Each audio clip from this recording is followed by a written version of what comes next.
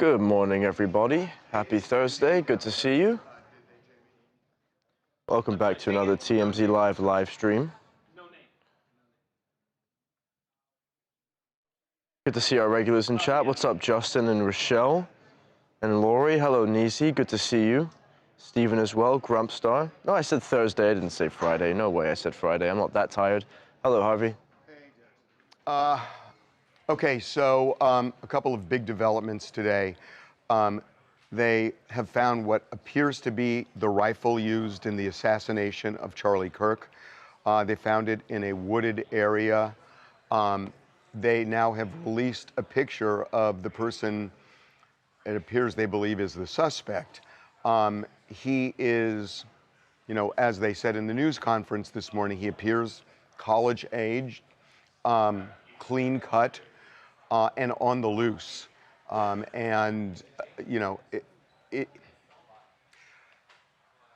It's, God, so much.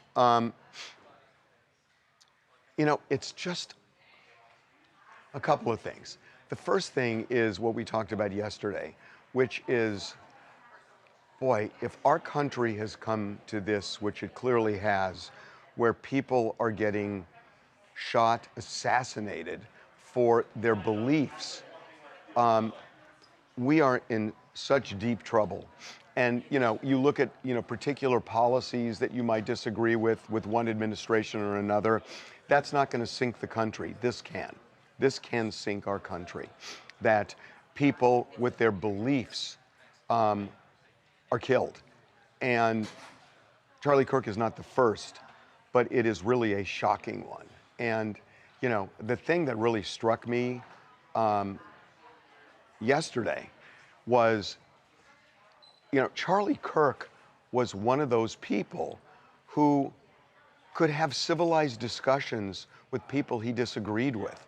I mean, he had, he spent a couple of hours with Bill Maher, who was really affected by what happened because Bill Maher ended up really liking him, despite having fundamental differences on most policies, but fundamentally liked him. And Charlie Kirk welcomed those discussions. He did that with Gavin Newsom. And you know how Gavin Newsom feels about a lot of the issues that Charlie Kirk embraces and vice versa. But they sat down, had a civilized conversation. Gavin Newsom said to him, my 13-year-old son wants to meet you. And so, he actually did what was the foundation of our government, which is to allow freedom of speech and embrace it. I used to work with somebody, when we created TMZ, Jim Paratori, who was one of the most brilliant people I've ever encountered. And Jim used to run the television division over at Warner Brothers. And he used to say to me, our mantra was always best idea wins. And we would argue, and it wasn't an issue of ego, it was best idea wins. And that's, in a way, that's the point of having this kind of discourse in a democracy, which is, talking it out and not siloing yourself out, please, and only hearing things that are in your echo chamber, which is what television and social media has become. And I think it's why people are so intolerant, because they can't fathom a different point of view, because the people with that different view are demonized, and that you end up hating them before you hear them, because you live in this echo chamber. And I'm not saying anything new, but I think it's real. And that's the irony to this, which is Charlie Kirk didn't live in that echo chamber.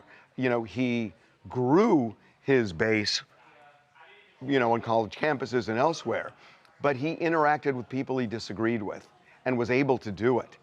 And for somebody like him to be targeted this way, it's not one of these ideologues who hates the other side.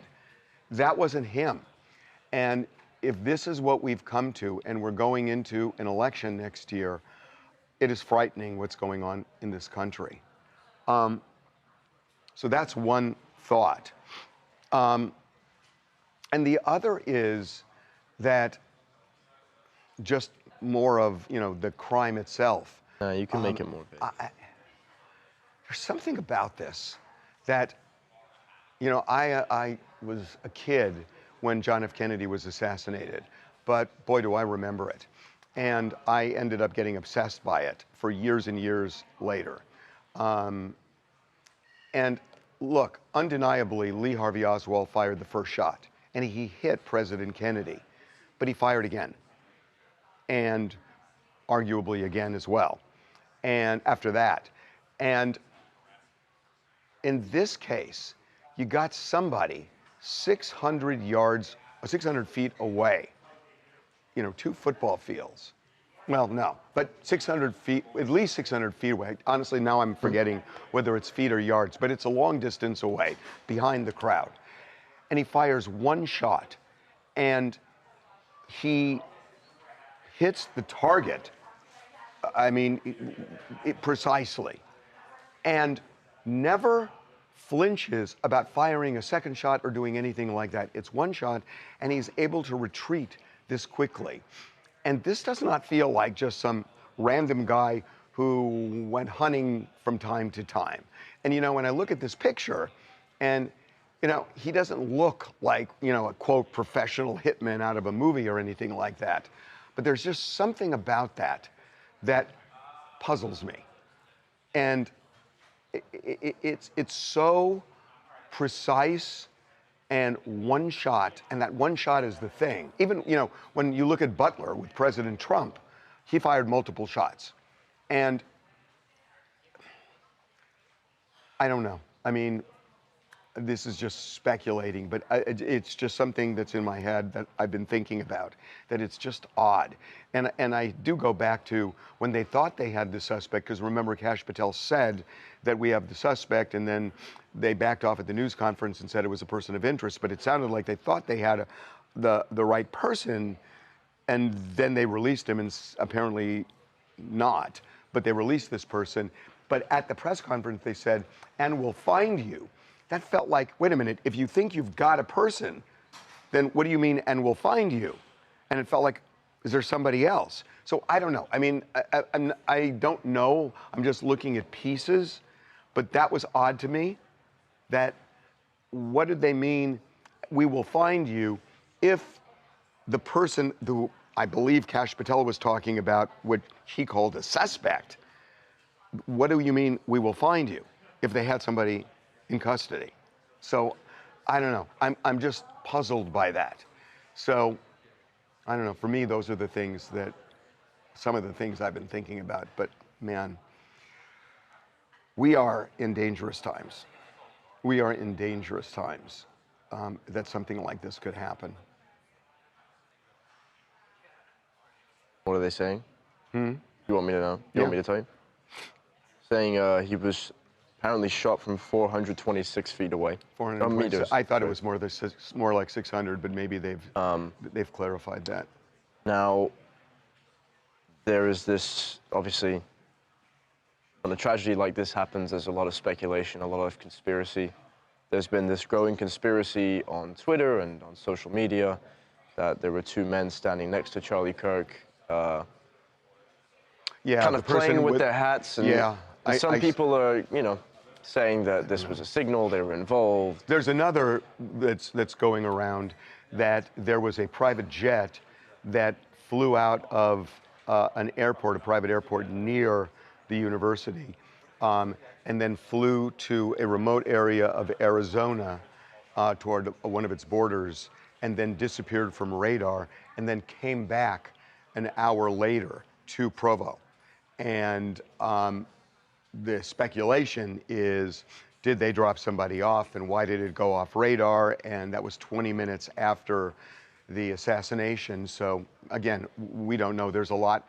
Look, there are a lot of theories going around, obviously. They haven't even caught the guy that they're looking for yet. They're looking for him for sure. And now we have pictures of this guy. Now we have pictures of this guy. And the picture is clear enough, somebody is going to recognize him. The picture is clear enough, somebody will recognize him, right? Yeah. Even though he's wearing sunglasses, there are enough features there somebody will recognize him. You know, they may not even, it may go beyond recognizing the face. It may be, His yeah, and I t-shirt. saw that person wear that sweatshirt. You know, it could be something like that as Such well. a distinct sweatshirt Yeah, as well. that's right. That it may well be that the sweatshirt is as much of a giveaway as the face, as the facial features Right. put together. Yeah. People are obviously also speculating that this was a hit put together by whatever you may call Well, but the that's what powers I'm that saying. be. Like Look, and I'm not saying it is, but one shot, and then he stealthily gets away. That does not feel like an amateur. You know, it just doesn't. And again, I don't know. And yeah, to me, it's a theory. But I just think about what they, you know, I think about that because I've been thinking about that since yesterday. But then when I heard that news conference yesterday, and they seemed to think they had a suspect in custody because Kash Patel said it, and at the same time saying, "We will get you." Why would you say that to somebody you already have in custody? The "we will get you" feels like somebody who is not in custody. So if they've got this person in and "we will get you," is there another person? Well, they haven't said. And maybe they don't know. Maybe they don't even know. Maybe they don't know. So Maybe it's likely they don't know. Is there a problem? the picture of this. Oh, Okay, can we kill my mic for just 1 second? Mike. Oh, okay, never mind. Mic back up for Harvey, please. Back up. The picture of this rifle. Do we know what type of rifle it is? Yeah, they hold on 1 second. All good. Hey, Tawanda, can you please come over here? I'm sorry, we're getting our show together.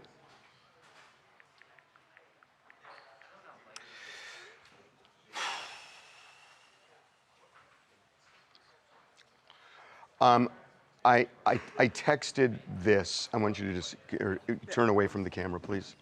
This is what I texted. Mm-hmm.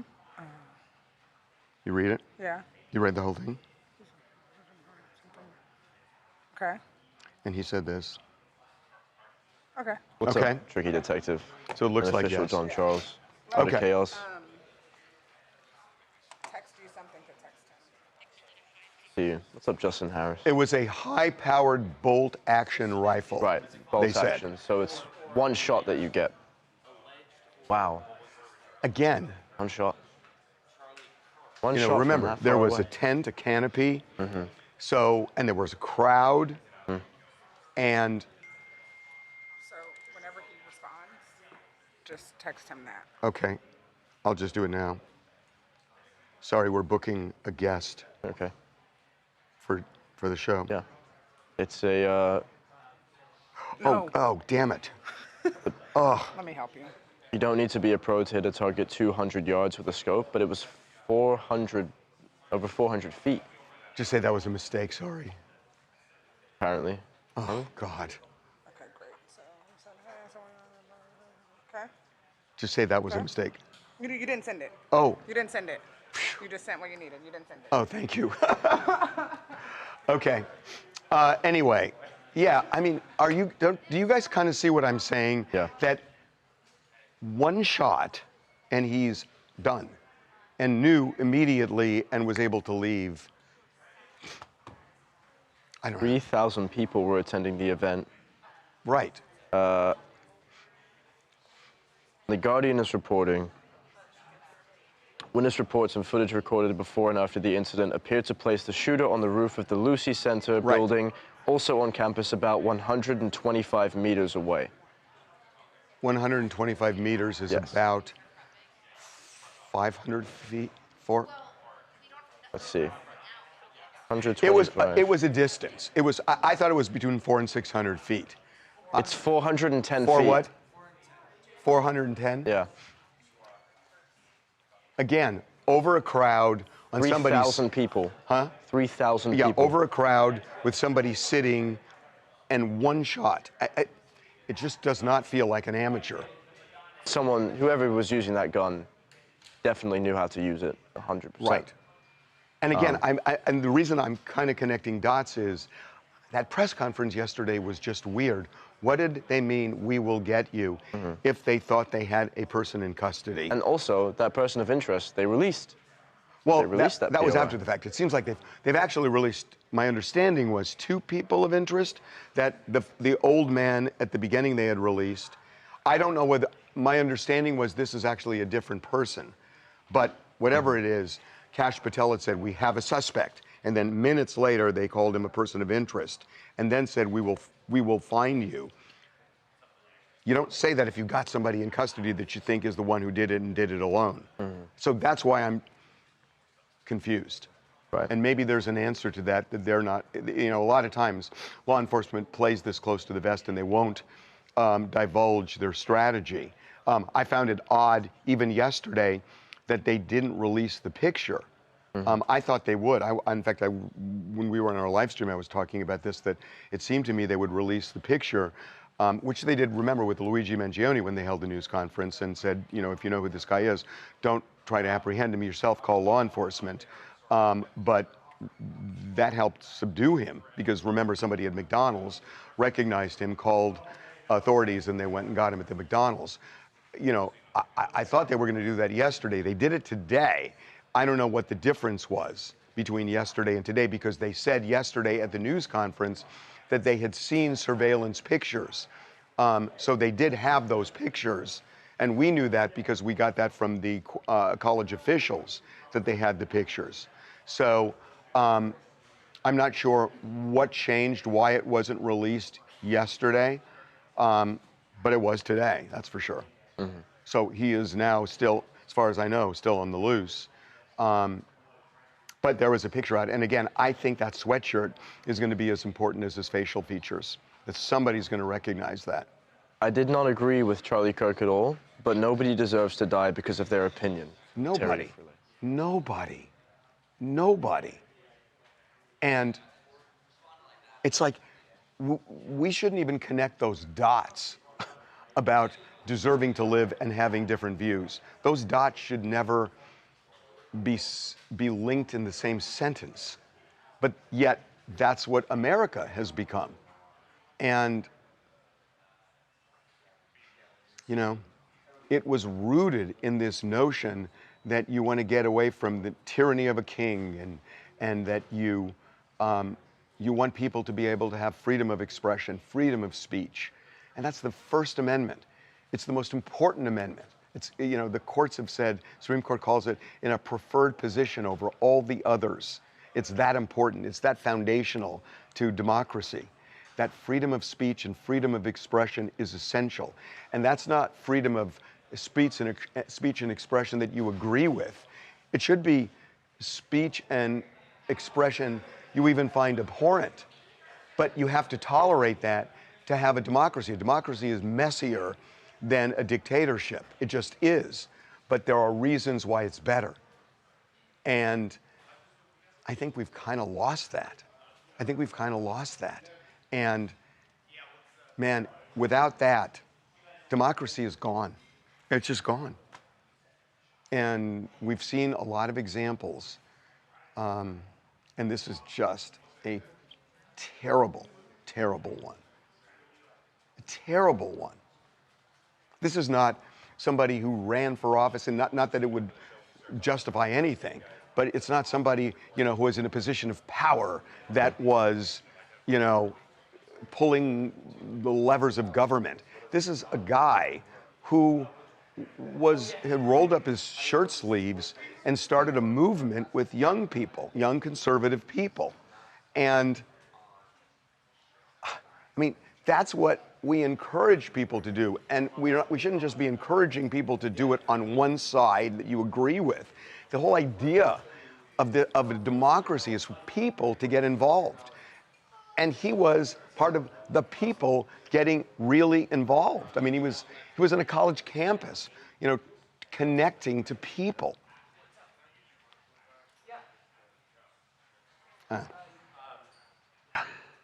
You Ready to get going? Yeah. Yeah.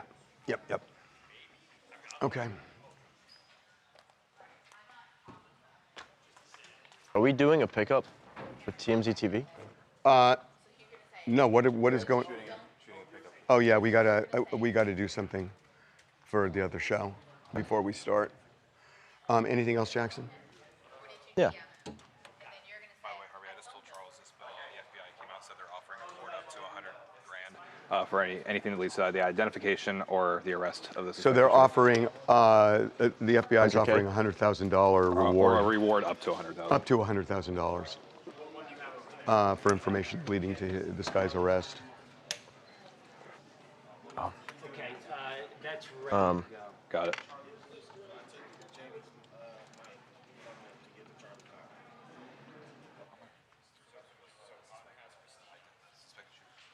Yes. People are saying you look tired. They're asking if you had a glass of wine yesterday.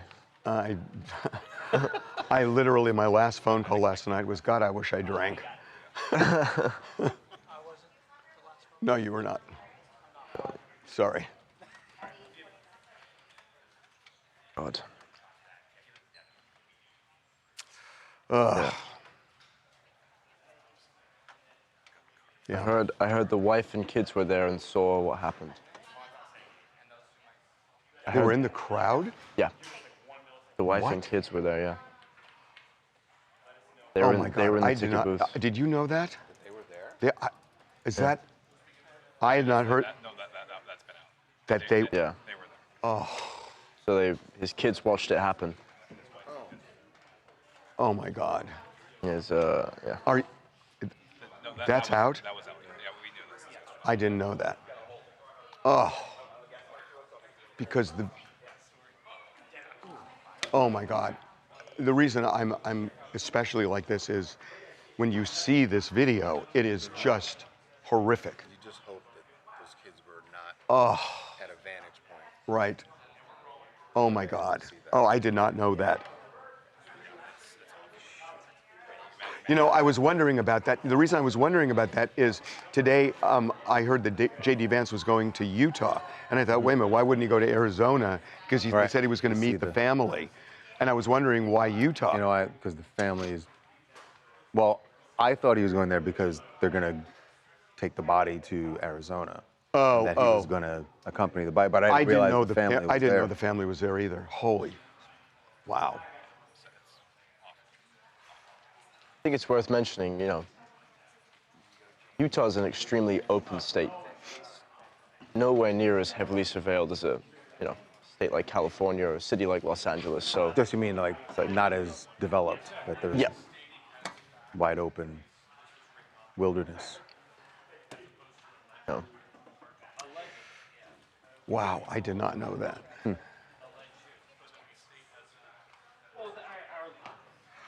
Okay, are you guys done? Yeah, they're done over there.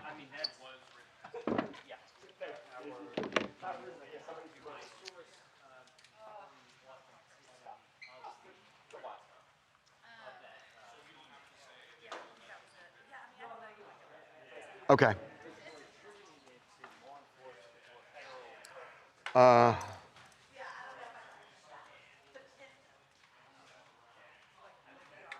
Cameron, as we're doing this show today, can you let us know if things develop? The word alleged never hurts. Did you say that? Did you actually say that? I mean, true, but we should use it when You use it- applicable. When right. when it's Right. Oh my God. Jamie. Jimmy, you are amazing. You come up with things. Okay, let's start this. I'm gonna start over here.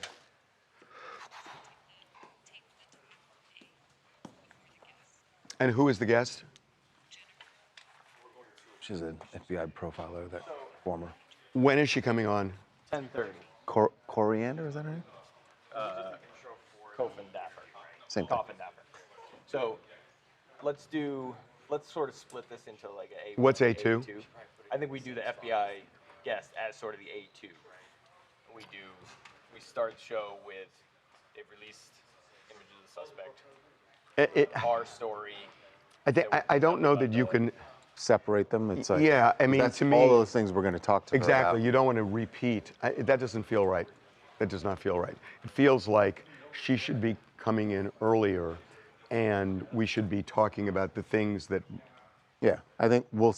To your point, we're going to set up with those headlines, those bullet points, but then we quick, get to like her. down Yeah, Right. 2 minutes. Okay. And then we'll So we flesh it, and then we're going to flesh it out with. We need an A2. We need an A2. Jackson's down, you said.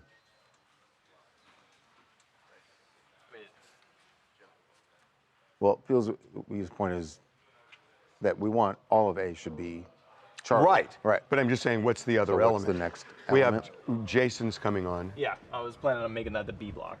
I think that's probably right. Yeah. What was the third And thing? then the third thing, a bite from Bill Maher. Let's do that. Or you know I what was you could gonna do do as the that A2 is what the president said. Oh yeah, Yeah. that's a good idea. Medal of Freedom as the A2. Medal of Freedom, that we're going to have a big ceremony for him. The bill thing works there No, too. well, we're going to, but wanna we do wanted that something as for D Delta, block. where we talk Bill and about Gavin, where we talk about legacy, the sort political of- violence and political But we're discourse. really doing that with Jason. We're really doing that with Jason. What I'm saying is, Jason. I mean, Jason, the fact that he was there. Is well, part but of that as no, well. but we're going to be talking a lot about the. So you getting may along. want I mean, you some should. of the. You should just see. So you may want some of the Bill Yes. and Newsroom clips in that Jason. Or we do that in.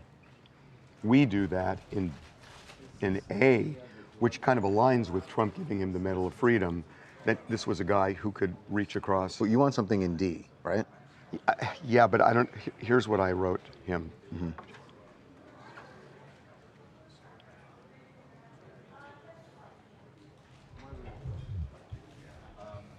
So that's the take I thought we could do.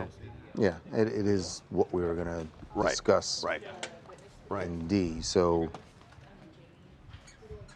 That sort of. So we're burns talking that about if What we're I doing feel that is in there. we do the FBI person, then we do the Medal of Freedom, Right. and then we get into that he was special in that he could, have conversations with people he disagreed with. Right. And that leads us into the next segment. But again, you're talking about Jason is B. Jason is B, but I'm saying that. Oh, you're saying like at the end of the Medal of Freedom, Correct. Then we as, get almost as the tease. as the tease, but also to say, because personally, I think that's one of the special things about Charlie Kirk. I get it. But again, so the really only issue we have here, so we're all saying the same thing, is But what we're do we do basically in just- Delta? Yeah, now we haven't. Well, I don't We know. may be out. We may be out. I'm just saying I don't know what we do in Delta. Gotcha. Okay. I mean, I know you want to do something in Delta, but it just. I mean, look, there may be developments also. That's in right. The investigation, Right. and maybe we'll come back to it as events Right. require. Right. That's what I think we should do. Okay. So that's So more of a plan T- for something else in D. Hey, Devin, Austin's that'll gonna just write be TBD based on what rolls out. Right. All right, so we're doing FBI, Medal of Freedom. Medal of Freedom. Bill and Gavin with. Do you want to use the Bill and Gavin clips in A, or do you want to reference them with Jason? I kind of want to use them in A because then Jason's an example of. I just feel like that's a lot Yeah, to we're gonna be- do. I feel like we're gonna be. You're going to do an interview, you're going to do a SOT from the president, and And then maybe let's hold on the Medal of Freedom. Maybe we do move that to D. Make that the. okay, yeah, So we should still probably wait till after we do the FBI to do the A2. Yeah. A2-ish because we need to have a sense of the timing. Well, we can do it. No, we can do it. I mean, let's assume the FBI person goes 4 minutes. We do 2 we're going to minutes. go at least 4. I mean, that's optimistic. There's a lot. I think. There's a lot to discuss about this. Well, let's say it goes 5 and we do 2. Then we do 5. We do 4 or 5 on. We have So you're saying we do 2 on our own at the top, we do 2 in a row at the top, 5 interview, interview, and then and 5. then 5 with Bill, and which we can. So why don't we do the 2, and then we'll do the remaining 5, and then we put the FBI person in the middle. Okay. I mean, that was No, that no. was what I was presenting with the That 2. You're that saying do it- 2 we should do wanna at the save same and do it time as the so she FBI. hears it. Okay, then let's just do at the end. Let's do the Bill and the Gavin thing. Right. Okay. Okay. I have a bite of Charlie and Bill. It's kind of playful where Bill's offering him a drink. That's what we want. That's what we So we want. have that. So Do you have the one with Gavin saying my 13-year-old really wants to Do you want see to do that? this is what we were just. Yeah, we were talking just talking about. He We does do have that, Yeah. but that's the same note as the Bill thing. What we should show is here's how he handled it and Gavin handled it, where they talked about That's fine. an This is issue. what- I don't have that yet. I feel like we should have that. Like it's one Okay. thing to keep I mean, saying. No, that- I'm I totally need to with- dig it up and cut something. I just haven't gotten a chance Right. to do that. Well, I don't think we can do the segment until you have it. That's Right. what I'm I flagging. just feel like we keep talking about the so fact basically, that we've now we have nothing. We have nothing. so we have nothing to do. I don't want us to do anything other than that right now. I want to start the show with this. I don't want to do any segment before we start this. All right, let me go find something to cut for Gavin and Charlie getting in a content. As soon as you got that, we'll do this segment. Right. Okay? Okay. Do it as quickly as you can. All right. Okay, talk to us. Talk to us. Charlie Spirit cannot be killed. Huh? Period. Charlie Spirit cannot be I hate killed. to Period. say it, everybody's kind of like, you got to speak a little louder today. Yeah, we're a little down in the dumps today.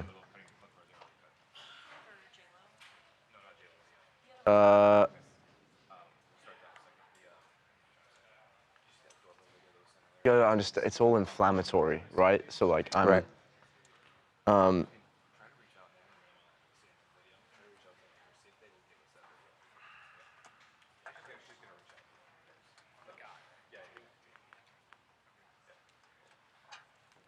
I don't know.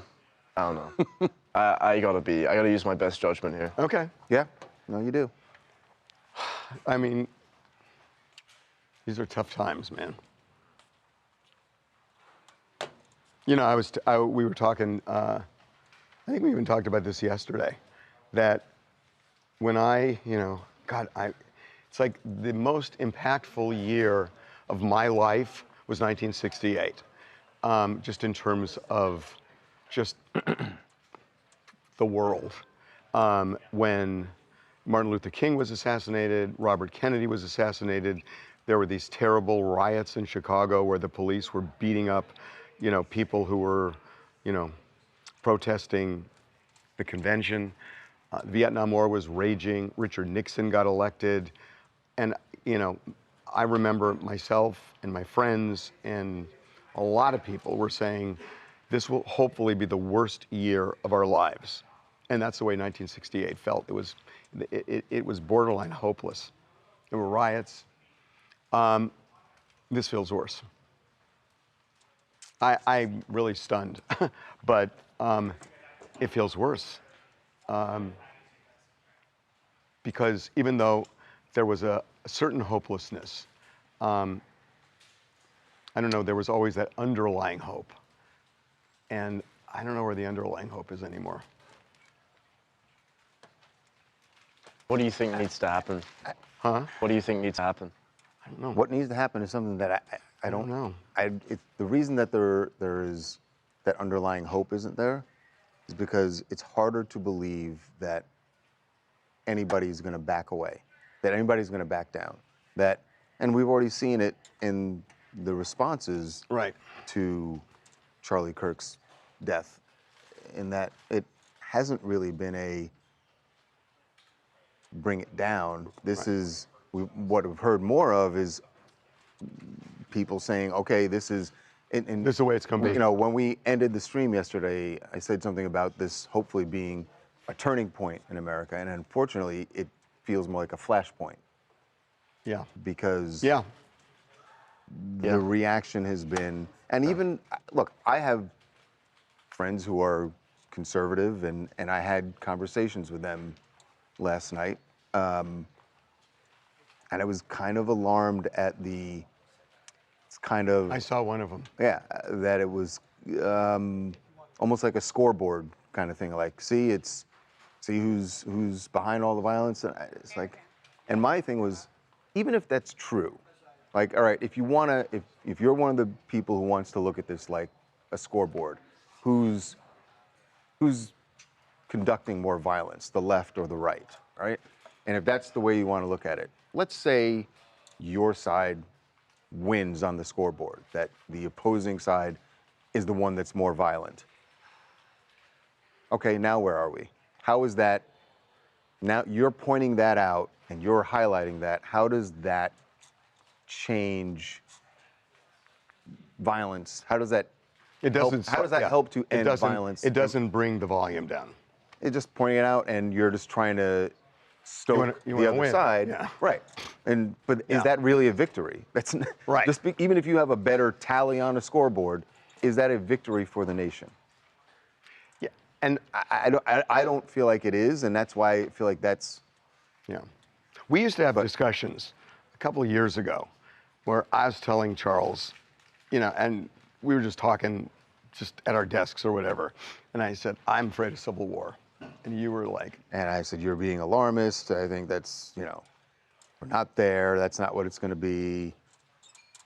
And I said to you this morning, I was like, maybe that's where we are. Maybe that's where we're headed. Maybe, I mean, I've heard some people, some historians say that we're actually in it already. Yeah. That it's started. It's just not what it was in the 19th century, right? It's not. Well, one of the things that can trigger something like that is an election. And there are elections next year. Next year. And they're consequential. And Very consequential. yeah, and God. And I guess they're more consequential because the parties, and since we're essentially still in a two-party system, the parties are further apart than they have been. Because, and I know what you're going to say, that the reality is most of us, the vast majority of Americans live somewhere in the middle. That's exactly what I was going to say. Yes. That's exactly. And that is true. 80%. Yes. But the rhetoric that you hear from Both sides, both on the parties, 10% on each. is not No. the language that 80% in the center. It's not where they live. And this the is rhetoric. And that this you is hear uniquely social media. is- I mean, that's what's different.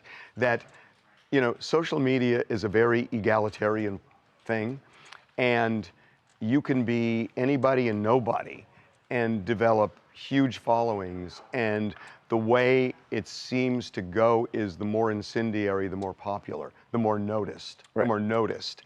And so that, and this is like hardly a brilliant thought, but that is the world the that we live in same now. thing that and it's the social media political- has changed that. And- And look, there was it was kind of bad that everything got funneled through 3 networks and newspapers before, and social media does open up a dialogue that people couldn't have before, which is great. if they're actually having a dialogue. Right. But they're not having a dialogue on social media. It's shouting out how I feel and screw you and your feelings. Right. It's not a dialogue. That's just shouting at each other. So I don't know. I mean, Yeah. whether it's 10% on each side or 15% on each side, I do think that most people are in the middle. And in the middle, I mean, you can be middle right, middle left, and Interesting that my friend that I was talking to last night felt that it was more on. He felt it was more on the pundits, the media, to bring down the temperature. But it and partly it is. and It partly absolutely is. is. But I don't see how you can say that and not also put it on the politicians. Are you okay with it from the politicians, but you don't want it from the media, who is the media that is covering those politicians? If you put it all on the media, then how is the media supposed to present anything that the politicians? But what's interesting? The media follows social media as much as it does anything else. And so the media gets sucked into the extremes and reporting the extremes like it's mainstream rather than extreme. and then everything you see is based on that. Right. And this gets ignored, and everything gets exacerbated, I think. You look frustrated. No, I'm No, not that's frustrated at all, actually. It's just, Put my mic down. Charles, mic down. Charles, mic down. What were you saying? He needed you, but yeah, Charles is handling it. Oh, okay. Okay. I don't know if I can read much from chat today. Not much right now. Both sides. We're not going to solve anything. No.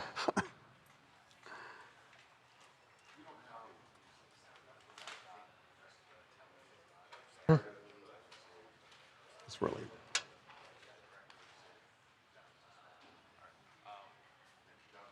Oh, God, I did not realize that. Someone said neither parties at this point are looking out for the American people. Yeah. I actually agree with that. One of what the people I really want to have on today is Jason Chaffetz, who I think we're going to have hopefully. And the reason I want to have him on is I've known him now for many, many years. And, I'm going to tell him this on the air, but I consider him a friend. And I disagree with a lot that he believes, and he disagrees with me. But I'm just like, and he was a congressman when I met him. And now he's on Fox, and he's has a big voice on there. And I disagree with a lot that he says, but he's a friend, and I just want to have him on because I don't know, that to me is that's what to me this thing with especially Club Random that when Bill had him on, and they were able to have that talk, and a lot of people criticized Bill for it, of course, but So the fight we're gonna run. Yeah. Gavin asked Charlie if there are any Democrats that he likes, that he admires. Charlie says Bobby Kennedy, Tulsi Gabbard, gets into how they got kicked out of the party. Oh, He ends it by Bobby saying, Kennedy Jr. Yes. Yeah. Yeah. Sorry. And then Charlie ends it with like actual ideological diversity is now our strength, and Democrats are too strict.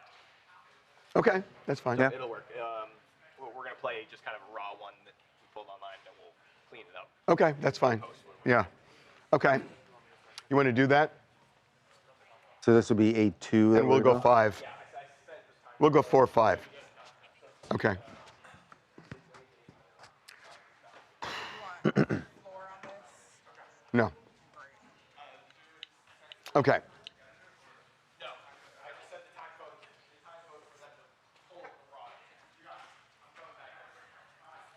We're coming out of our FBI interview. Right. Right. Right. Okay.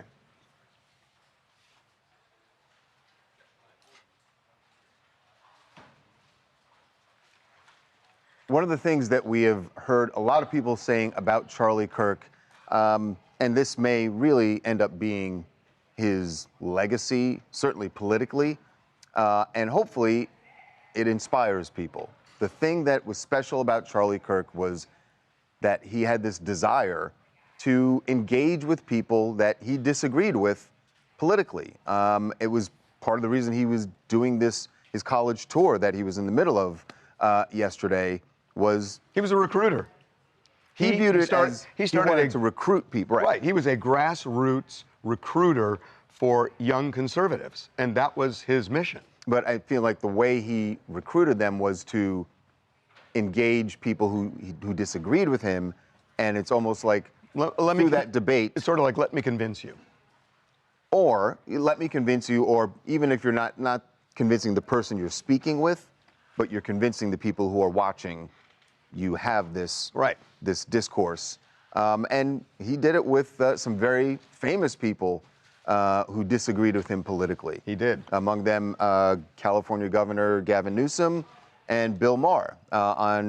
Charlie went on Club Random with Bill Maher. Let's start with that, because I know a little about this that, I don't think I'm divulging a secret here. But Bill took a lot of heat for doing the interview. So many people were saying, "How dare you do an interview with somebody, on the right this way?" And Bill Maher is just not that kind of guy. This is just like a little bit of the two of them who disagree fundamentally on most issues. But this is what happened when Bill sat down with Charlie. Drink? No, I'm good. Thank you. You don't drink? No. Or smoke pot? No. And you're married and super Christian. We're going to get along great.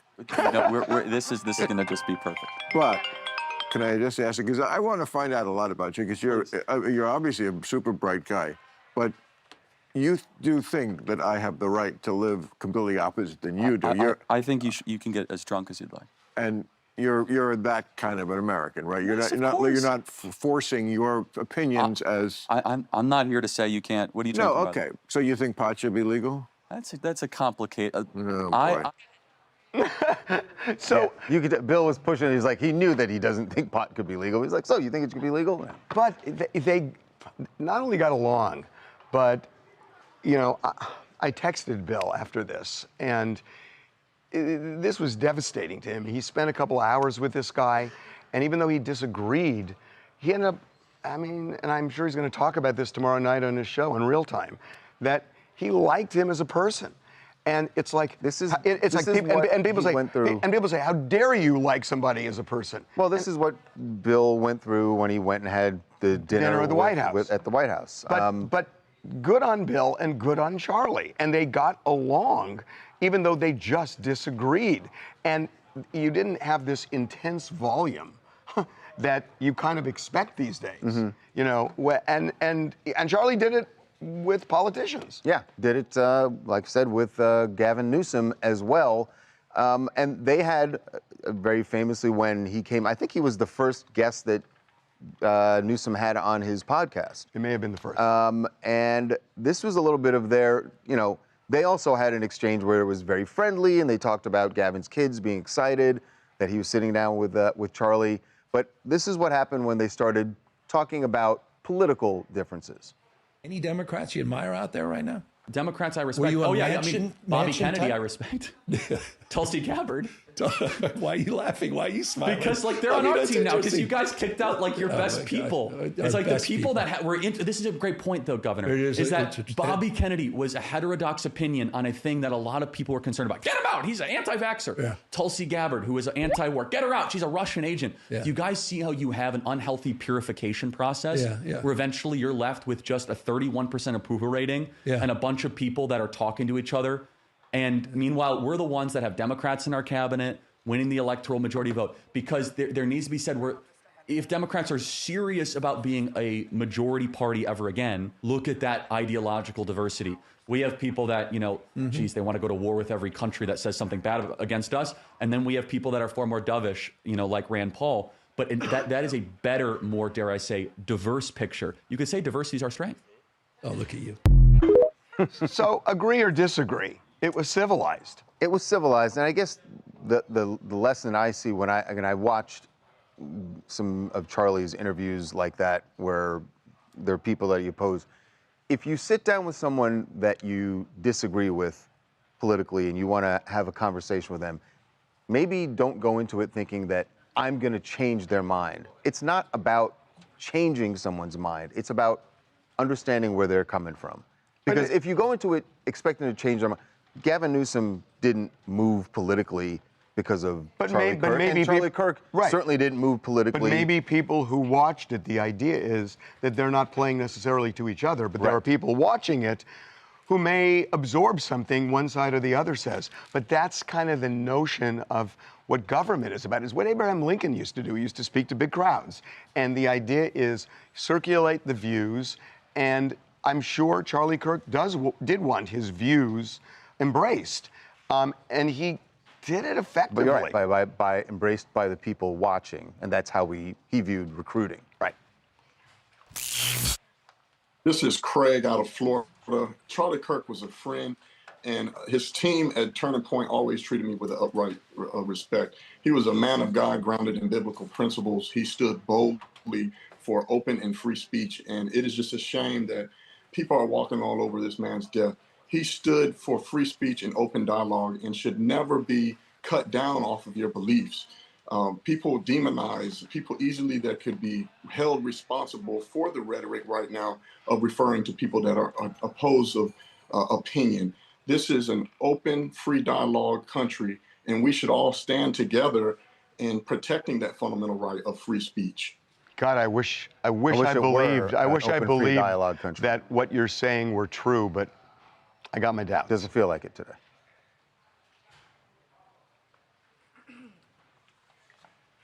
You know, I think what we need is a strong presidential candidate that speaks to the condition the country's in and addresses it in a way that's yeah, but you say that. productive. But the point, here's the point. The country is divided, and you're not going to find somebody who is going to, you know, be popular with 80% of the people. You know, the winner gets 52% maybe, and that's a huge victory. And so half the country is going to disagree with anybody who gets elected. So then the question is, what is the level of tolerance? Who is the person with the 52%? But it's a pipe dream to say, oh, everybody's going to get behind this one magical person. It doesn't happen not that everybody. way. It's not going to happen again. It's just not everyone agrees on the same thing. But the difference is, like, I feel like a broken record, but everyone certainly didn't agree with Nixon, right? And right. There were, certainly I remember people clearly didn't all agree with Carter, certainly didn't agree with Bill Clinton. There were people, there's always been opposition. That's right. There's always been vocal opposition. Right. But it was not, at least right. It up wasn't until this point, it wasn't, God, I don't know what the difference is that we don't just talk about those. You're not going to. Yeah, but that's not even. No, but I think, like, hey, that family's important. We're going to respect other people's decisions, who they want to marry, what church they want to go. I think we have to, if we can agree on a set of values that we can all say, okay, we can get behind that. I think that's the issue. We're never going to agree on policy. I'll give you an example. Yeah. Abortion. No, I know, but I think we have to. Immigration. No, I know. We have to find a way to. But all of those things were also right differences. That's right, and you didn't have to settle it the way we're settling it now. No, I agree. You're not. I mean, it's you know, like, what's our choice? there's Where do we go no from utopia where everybody's going to agree on these big issues. There's not. They don't. We just have to not kill each other for That's talking the point. about them. That's How the do we point. get there? Because I really believe this is an inflection point. No, we were there. Yeah. It's just not there anymore. Right. Why did? I don't know. I'm sure there are historians who have assessed this, but why did I'm not saying political violence went away after '68, but assassinations. Yeah, how did that heal? Certainly. Yeah, what happened there? there? I mean, was there a thing in? Well, when you think about '69, but you think about it, Ronald Reagan got there was an assassination attempt in 1981. Right. So there was, but also Gerald Ford. There were two attempts on Gerald Ford's life, and he was He was president between '75 and 80 when Reagan came in. So you have John F. Kennedy. Then you you skipped over Carter. Well, no, what I'm saying is John F. Kennedy gets right. I just skipped over Carter. You have John F. Kennedy gets assassinated. Then you have LBJ who did not. Then you have Richard Nixon who did not. Then you have Jimmy Carter who did not. Excuse me. Ford who did twice. Two. Then you have Jimmy Carter who did not. Then you have Ronald Reagan who did. So it's not like it went away. It's not like it went away. They just weren't effective. The 60s were different because with the civil rights movement, with the Vietnam War, there was a lot of violence in this country. Yeah. And riots and assassinations. Right. It was different. The 70s were different than the 60s. They were different. Yeah. The stakes were different. The stakes were different. Now it just something has changed. It feels like it. I think it's probably social media and everything's everywhere. Social media. Yeah, there's a lot of great things about it. Do not underestimate social media. It's incredibly powerful. Yeah. It's incredibly powerful because now you're also getting it stokes the fire every day. People get whipped up. Every day the fire is stoked. Oh, yeah. For Americans more than it was in the 70s.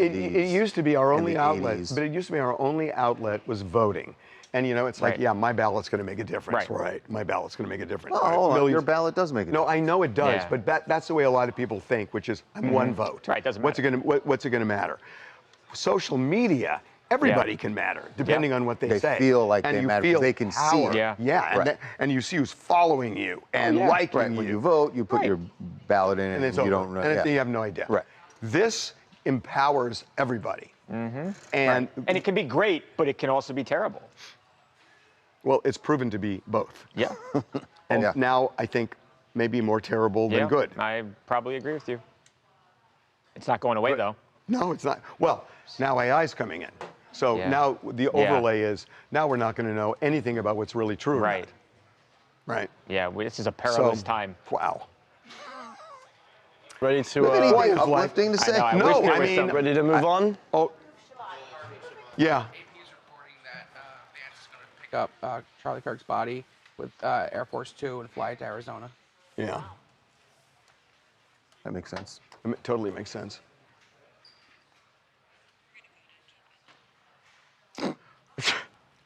Daniela. Yeah, it's like You guys, so we're talking to you guys, but we're also in the middle of shooting TMZ Live, which is going to have some content today that is not about Charlie Kirk, but we're having this conversation, and Daniela, our director, who's doing her job, and she just told us, right, here's what we're going to next. K-Fed. And we laughed because K-Fed. K-Fed, and it's what we do, but today It seems absurd. yeah. Just Some days, seems absurd.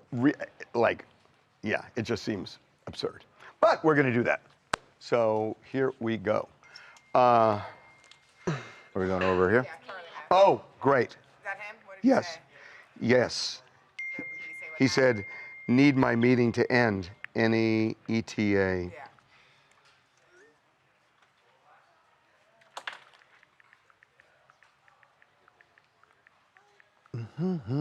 I really want to get this person on. He says he'll do it. Ugh.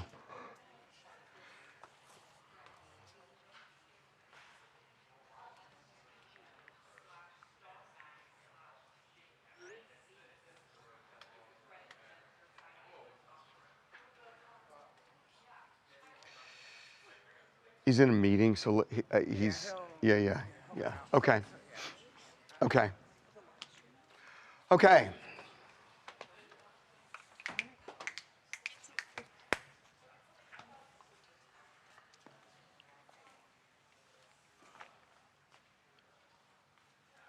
Okay.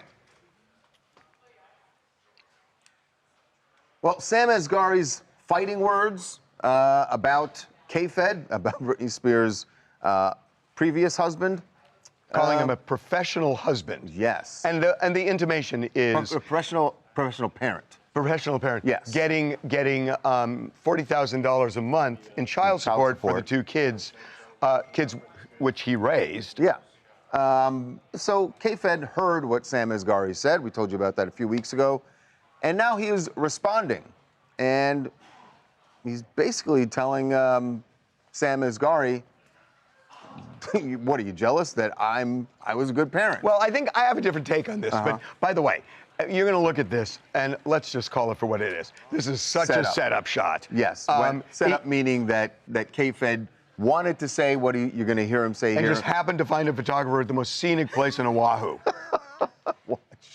Sam has said something about you. Have you heard what he said? Yes. I'm not too worried about what Sam thinks, but I do love the tagline, professional father. How do you feel about that? Can you tell us something about that? I think every father should strive to be a professional father. So, I mean, I do think there's a point that he's making. And I want to say one thing out of the gate. Neither Sam Asghari nor Kevin Federline has spoken ill of Britney. And it is interesting because they all have stories, for sure, but neither has done it. But they've gone a little bit after each other. But Sam's point was, you're sponging off of her getting money.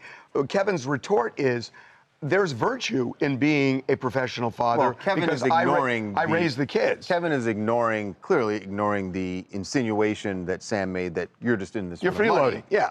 And Kevin is addressing it more like, no, I was a good parent. It's a badge to of our honor, sons, he's saying. A badge of Which, honor. by the way, everyone has agreed, everyone involved in Britney and Kevin's world, no one said that Kevin did a bad job raising his kids. Well, if it weren't for Kevin, then who? Because Britney couldn't, and the kids didn't want it for a long, long time. So Kevin was raising those kids 100% of the time. And if the shoe's on the other foot and it's the woman getting support but raising the kids, people wouldn't utter a peep. They wouldn't say that she's a professional mother. That's right. So what's the difference with a father? Right. What's going to be interesting is Kevin, like you guys said, he's never really spoken ill will about Britney ever, but he has a book that's coming out in October called You Thought You Knew. And remember, Britney came out with her book like, what, a year or two ago, and she did talk about Kevin. She had some unpleasant things to say about him, said that he was just totally starstruck by the lifestyle, and she saw him just like floating away from her because he was so enthralled with wanting to be a DJ and hanging out with celebrities. So it'll be interesting to see what Kevin has to say, and also addressing, like you guys said, just the notion that Kevin got all this money from Britney and just got a big payday, and that was it. The kids got the money. Kevin got the money. But don't mistake. He did. But he had to raise the kids. There's no shopping list the judge gives saying you buy this, this, this, and this with the money. That Kevin has the discretion to use the money for the benefit of the kids. But it's a very blurry thing. It's a very blurry thing. Does the house you buy, is it for the kids or is it for the family or for you? You're raising the kids there, so, Celeste, New York. Kevin Federline has 6 children ranging in age from 10 to 22 with 3 different baby mothers. And I don't know what kind of game he's got, but if nothing else, if he's not a professional father, he's definitely a professional baby maker. So I don't know what kind of game he's running to, collect baby mothers and children like Infinity Stone, but, God bless him. Okay, we'll leave it at that. Okay, Jason is up, which is great. Hey, Jason. Hey, Jason. Thank you so much for doing this. Hey, guys. Thanks for asking. I appreciate it. It's hard. It's a really hard time, but I'm happy to chat with you. You know what I texted you? I so meant, and that's one of the reasons I wanted to have you on so much, is that I really consider you a friend. And I don't care if we disagree on stuff. And that should be such a fundamental point now in this country, and it's something with Charlie, too. That was the whole point. I understand everybody doesn't, like or appreciate or agree with Charlie Kirk. But the whole point of Charlie Kirk, I would hope, would be universal, which is, hey, we may disagree, but let's talk it out. And if we don't talk it out, then what are we left with? We're essentially left with violence. And no, you're right. That's but he would take one. Hold on. We want to get this all on the show. So okay. Let's start right now. But thank you, Jason. I'm so grateful you did this. Well, absolutely. This is not the easiest thing in the world. I never expected to see a friend of mine get shot like I did, and it's still raw. It hasn't even been 24 hours. Okay. Remembering Charlie Kirk. Okay, here we go.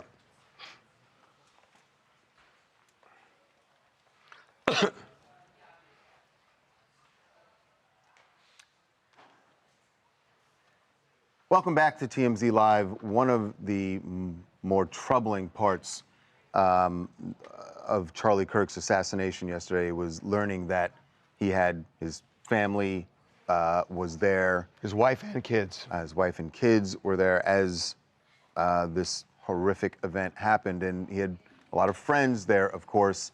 Among them, Jason Chaffetz, the former U.S. Senator and Congressman. Congressman, sorry, former U.S. Congressman. And Fox News contributor. And we have to say, look, we know that it is, at this point, less than 24 hours since then. So, Jason, the fact that you are joining us right now, we really appreciate, and we offer our condolences, obviously. But there's some important things that we wanted to talk about Charlie's legacy with you. So, but first of all, how are you doing? Because you had to watch this. Yeah, look, I'm still in a bit of shock. I have every emotion. I'm sad and I'm mad. I'm frightened and I'm it's just every emotion that you can possibly imagine. Like I was there with, my wife was driving in, my daughter, son-in-law were there. I had been texting with Charlie Kirk prior, just saying, hey, we want to get together. I'd love to be able to say it. I've been friends with him. There's nobody in Republican politics at any senior level who doesn't know, like, and appreciate Charlie Kirk. And so, we were there and in close proximity, and then this shot rang out, and it was horrific. I've never experienced anything like that, and I hope nobody else in their lives ever has to experience it either. It was just horrific. Jason, what you just said there is obviously true, that you hope that no one has to experience this. The sad reality of life in America these days is that more and more people are experiencing that. And we spent hours yesterday talking about this as this happened to Charlie, just where we're going as a country and what everyone watching this, what politicians, what the media can do. Is there something that we can do that's going to turn this trend that we are clearly on right now?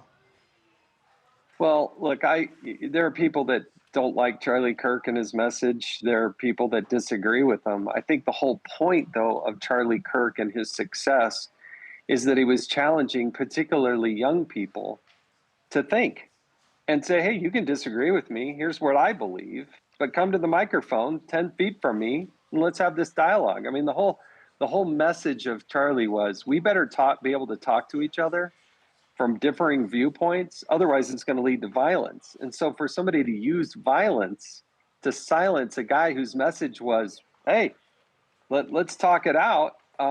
He was very conservative. He was very Christian.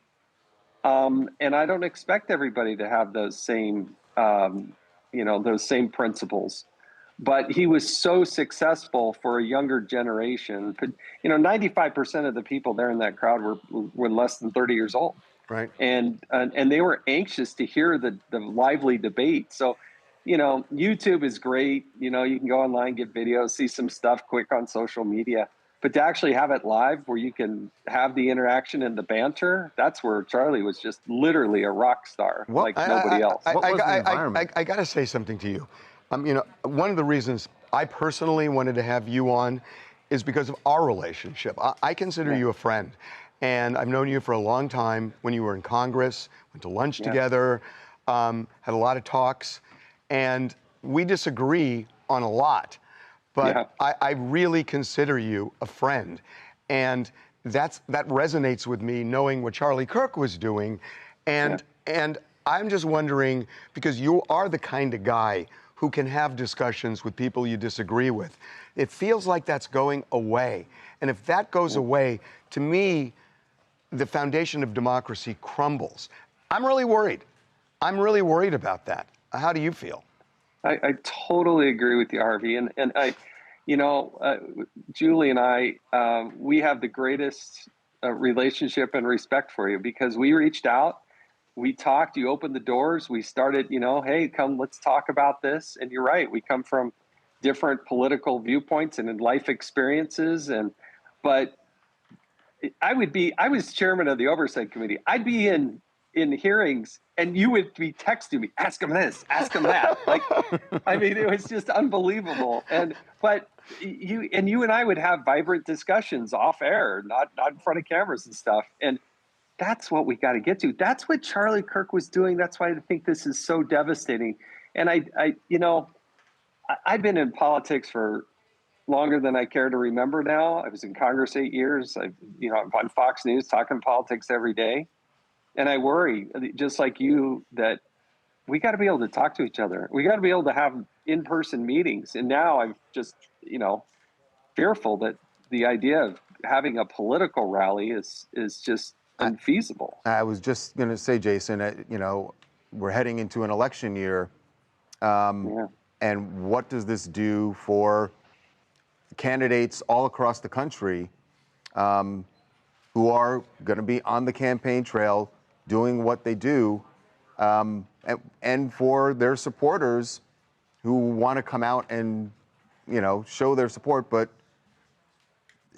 can you do that now with any confidence that you will leave unscarred? Well, look, we were gravitating down this path. I mean, 2 assassination attempts on President Trump. At a congressional level, I do a lot of parades and those types of things, and those may be part of the past. And it's sad because I think the public loses out. They need to have connection with their voters, and that you got high profile races. People ought to be able to come here, interact. I studied Abraham Lincoln. This is how Abraham Lincoln became Abraham Lincoln, is he'd go town to town, and he'd out there, and That's he'd exactly yell, right. and he would give these meetings and have these discussions, and America, they learned to think, and that's what it scares me about this younger generation, this under 30, because they've seen now 2 attempts on President Trump. You've seen one on Charlie Kirk, the assassination of Charlie Kirk. You have other high profile, and it's going to shut down the dialogue. And that's not healthy. We can't just do everything online. I mean, we just can't. We shouldn't. What was the environment, by the way, Jason, yesterday?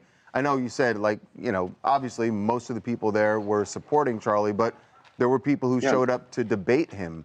Was there did it feel, I don't know how long you were there before the event kicked off, did it feel tense at all? Or was it just, these were students who were dialogue? Look, Utah Valley University is the state's largest university. Don't have a football team, so it doesn't get as much attention, but it's 40,000 students, and they're all commuter students because there's no on-campus housing. Is a beautiful 80-degree day, crispness in the air, and kids were, I say kids because they were, like I said, 95% under the age of 30. There as students, and there were some adults, but very few and far between. And as that was going down, people were jubilant. They were excited. The police presence was is minimal, to say the least. But people had lined up. I showed up probably an hour ahead of time, and there were people already lined up. Couldn't wait to have a discussion with Charlie Kirk. They were chanting USA, USA. They were chanting Charlie Kirk's name. And then he came out and he was throwing the hats, and the crowd was all excited.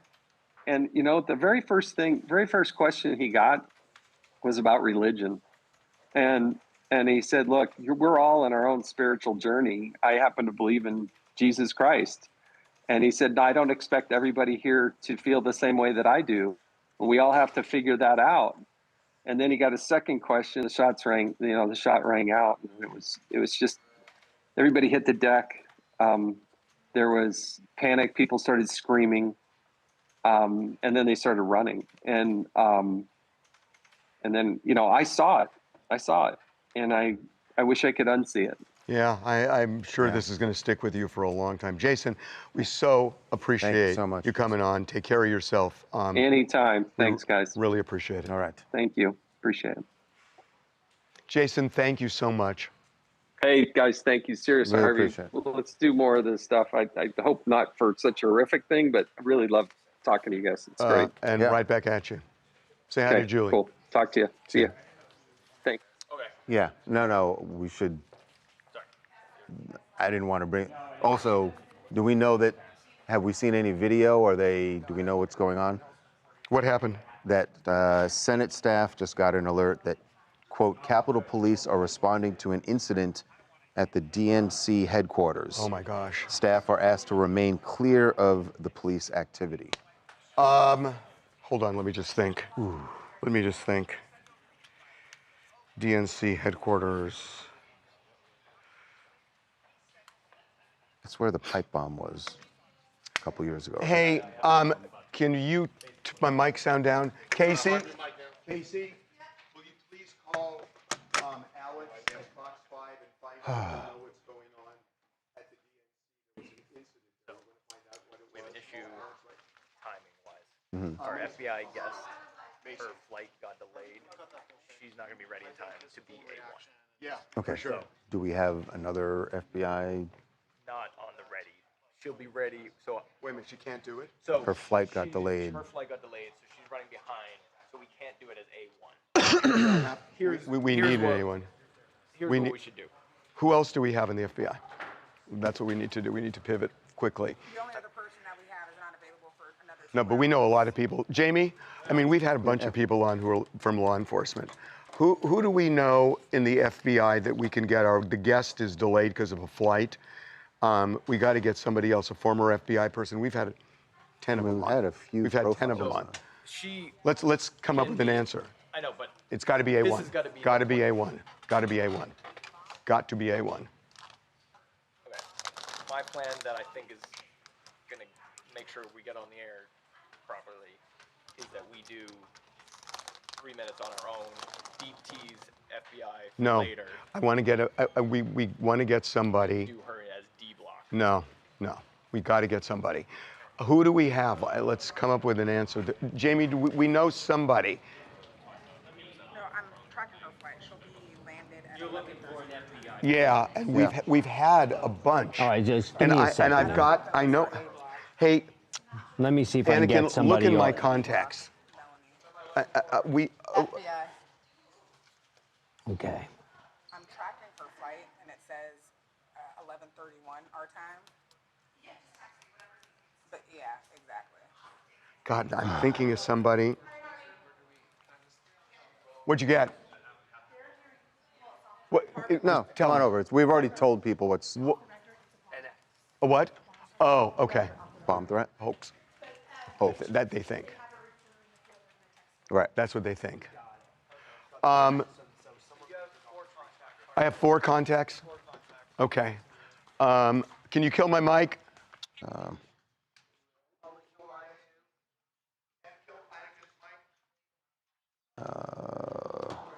Yep. Ooh, I'm playing with fire today. Where is? Oh.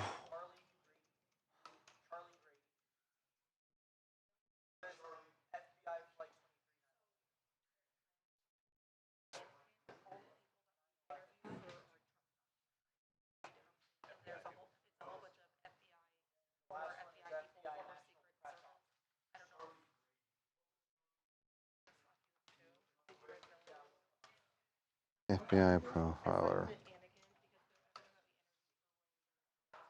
FBI profiler. Anything?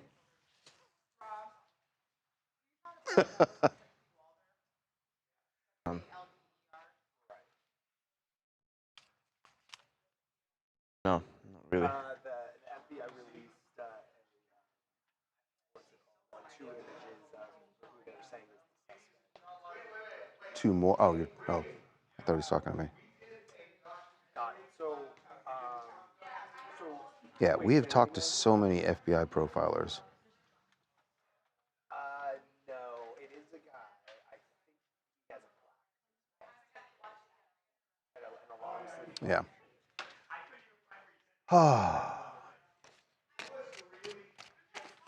I tell you, clearly after yesterday's events, I was doing a deeper dive last night into just some of the things that Charlie Kirk had said. Gotta be honest, I was thinking about it, why we hadn't, and I don't know if anyone else took notice of this yesterday, Charlie Kirk was not a guy that we put on the site a lot or even talked about on the show a lot. Here and there, we certainly did, especially when he sat down with Gavin Newsom, high-profile things like that. But he did almost every day. This guy was either on his own show or someone else's show talking about his beliefs. And there were plenty of things that I saw last night that I found really disturbing, that I was offended by. And I thought, as I was watching these things, I was like, even with what I consider some very extreme views, he was still going out there and happy to like talk to people about these things. And there's something to be said for that. Because you don't often, sometimes when you hear, it's kind of like the same thing that happens on social media, that people will talk all kinds of smack on on their social media account, on a live stream, because, nobody's going to be there in their face. But Charlie Kirk had some of those extreme beliefs, I felt extreme, and still would go face to face to talk to people who disagreed with him. That's something to be said for that. And again, I don't think, as we were saying earlier, I don't think he did it necessarily thinking he was going to convince the interviewer or people who came on his show that he was going to convince them that his way was the right way. I think it was more doing it so that the audience watching, that he could perhaps recruit more people watching to get politically active. And I don't see anything wrong with people being politically active. I think that's what people need to do, is pay attention to what's going on in the country and who's leading the country, and then educate yourself and then vote. It's not enough to just educate yourself, because if you're not going to do anything with that education, what's the point? So. People are asking about this DNC thing. About the what? DNC thing. So what we have heard is that there was a bomb threat. We're trying to confirm whether it's a real thing or if it's a hoax. The DNC headquarters, I seem to remember a couple years ago there was it DNC or RNC? One of their headquarters, there was a pipe bomb that was actually there, or, wasn't a hoax. There was a real device that was found there. So, this is what's going to happen. The police have to respond to all of these things. And unfortunately, after yesterday, and I just heard so much inflammatory rhetoric after the fact. Like, I was hoping, here's what happens. Like, we're all used to this pattern. Like, and even this pattern is going away because mass shootings happen so much. School shootings happen so much. But it used to be, the pattern was the day after everyone would talk about gun control, and the day after they would talk about bringing down the rhetoric, and they would talk about all these things. Now, the reality is very little, if anything, ever changed. And so now you don't even hear that anymore. You don't hear people after a mass shooting. And by the way, there was a school shooting yesterday that was, overshadowed. But you don't hear anybody today going like, what about gun control? You don't hear anybody talking about those things because I think everyone's just feels like it's worthless, that nothing ever changes about it. So, but all this stuff is going to happen. You're going to have bomb hoaxes, bomb threats, and the police, unfortunately, have to respond to all of it. Just the reality we are living in now. What's up? What's up? Mic up. Bomb threat, yeah. Okay, we're going to be talking in 5 minutes with somebody who's had a lot of law enforcement experience with Secret Service about this, and he's got some interesting things to say. FBI? Oh, even better. Okay. Even better. Great. I'm good here. Wait a minute, is that who I just talked to? Yes, you talked to Greg Schaefer, retired Yeah. FBI specialist. Okay. That was the guy that said 2 hours? I mean... Oh, okay. Damn, that looks not bad. I'm really anxious to talk to him. Anyone connected to the FBI, because I had so many questions. He's got so many. He said, "I've got so many answers." From yesterday's news conference and then this morning's news conference, I really had me going like, you and I are going to fight for 5 questions. You all right, Cameron? The what? You got to look out for these things jumping out of the ground, man. No, this should Did you hit it? He just they I are mean, totally turned. They Does that are. look bad? Oh my God, I did that. 2 weeks to By the heal. way, we're running up just if you guys want it. So Joe Rogan's podcast just premiered today of him talking with Charlie Sheen, but he filmed it yesterday. No, him and no, I'm Charlie okay, Sheen man. talk about Thank you. I appreciate Kirk it, though. getting shot. Oh, they it did. happened while they were filming, and they're essentially it's just like I can't believe people are getting killed over viewpoints. Like Charlie Sheen says that, Joe Rogan agrees, and Joe Rogan's like, I only ever saw Charlie Kirk once. We just ran into each other at a gun range randomly one time. So they're basically just talking about how crazy it is that you can get killed for having, you know. Oh, so they recorded this yesterday. Yeah. Got it. And but you can tell it's like they hear it while they're filming the podcast. It's like, oh my God, he was just shot. Wow. Yeah. Right. So, Joe Rogan and Charlie Sheen at the same time. What? Yeah, I know. I saw they canceled it.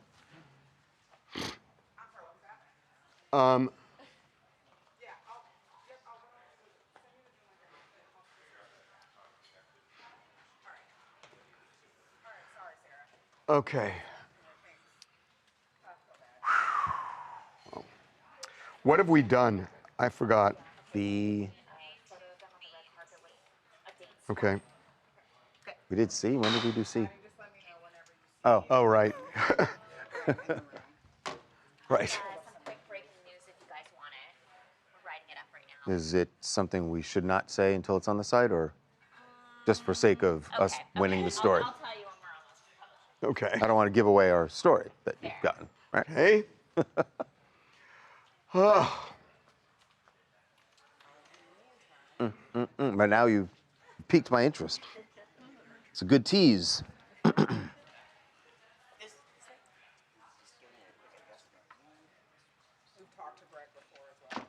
Well, I talked to him on the documentary, right? Right, but he was in the documentary, right? Because he was on TMZ Live, so we helped you guys out. J-Rock says thank you. What's that? J-Rock says thank you. It's the, listen. I was there, J-Rock, to do the audio tech. The leading experts in active shooters. Okay. Done a little A2 in myself. He's done security. I've done a little A2. Harvey and Charles. He's done security for the Super Bowl, NBA Finals, like big events. So he That's knows what we how to- talked to him about, right? Exactly. That's on our, Vegas, when the Super Bowl's in Vegas. Yep. Yep. Do we have him up? Have we called him? Read my message at 10:57, 3 minutes ago. We'll give him two more minutes and we'll call. Patty, just making sure you're not saying it right. What's his number? 469. Oh, don't. Hey, kill Mike's. Yeah.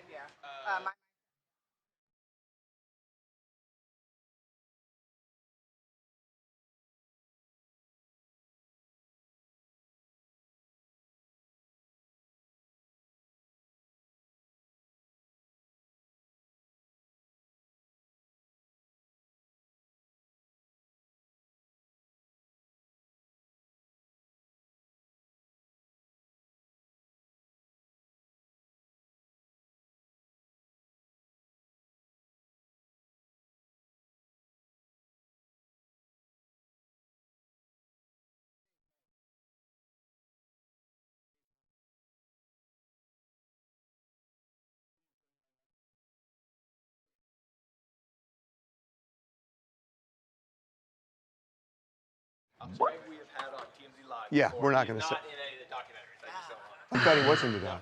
to. We've had him on TMZ Live before. Okay. What side? Okay, great. Which side? That's not from. Can or cannot? Hey, Greg, it's Harvey and Charles. Thank you again so much for doing this. It's Greg. Thank you, Greg. We appreciate it. No, my pleasure. Here we go. Okay. Start the show. Hey, Tawanda, just give me the. And Jamie, they have called this person whose picture they released the suspect. Have they used the word suspect? Or what are they saying? Person of interest. Correct. Not suspect. Okay. Got it. No, I cannot see the clock. So why don't we do this? Jackson, can you move a little? Yeah. Yeah. Sure. Now we can see it. Huh? Okay. Yeah, I'm okay. We got to start. Here we go. One of us can see it. I'm okay. Are you guys okay with the shot? Good. Here we go. Welcome to TMZ Live. There are some breaks in the assassination of Charlie Kirk. Notably, authorities have now released a picture of a person of interest, and this seems to align with the person that they have been looking for now since the shooting. They got surveillance video at this university where Charlie Kirk was shot. Yeah, the images that they've released of the person of interest appears that they're walking in a hallway, I would assume on campus. The law enforcement said that they were able to, through use of cameras, track him arriving onto the campus yesterday. About 25 minutes before the shooting. Right, and moving through staircases and hallways. And then they also saw him leaving the campus. And notably, they have retrieved, while they don't have him yet, they said they have retrieved what they believe to be the weapon that was used. It was a rifle that was used to assassinate Charlie Kirk. Found the rifle in the woods around that area. But also, when you look at this picture, it's not just the fact that you can see the image of his face, you know, partially blocked by sunglasses, but that sweatshirt is somewhat distinctive. So what authorities, I think, are hoping is that it will be a combination where somebody says, yeah, I know that guy. I remember that shirt because it's a pretty distinctive shirt. Right. They've also announced a $100,000 reward for any info connected to this individual. So there are things about this investigation that are puzzling. And in particular, that whoever did this feels not like an amateur.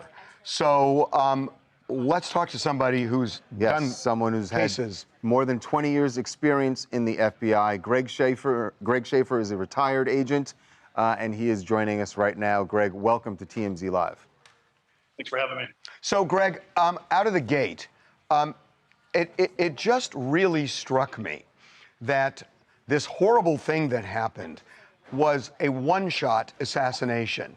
That, you know, when you look at things like, for example, Lee Harvey Oswald, there were multiple shots fired. This was so, you know, precise from a long distance away and targeted so perfectly for what he was trying to accomplish. And his getaway was so stealth. You know, it feels not like an amateur. And in particular, I noticed yesterday at the news conference, they thought they had a suspect in custody, according to Kash Patel, and yet they said, we will find you, which to me didn't feel like the same person if they thought they had a suspect in custody. So how are you kind of piecing this together, the precise shot and what was said at the news conference? Well, you nailed it right, Harvey, when you said this was very precise, very intentional, where Charlie Kirk was targeted and he was the only one targeted. Unlike an active shooter event where there are mass casualties, we can infer from just the one shot taken that this was not a mass casualty active shooter event. This was a political assassination.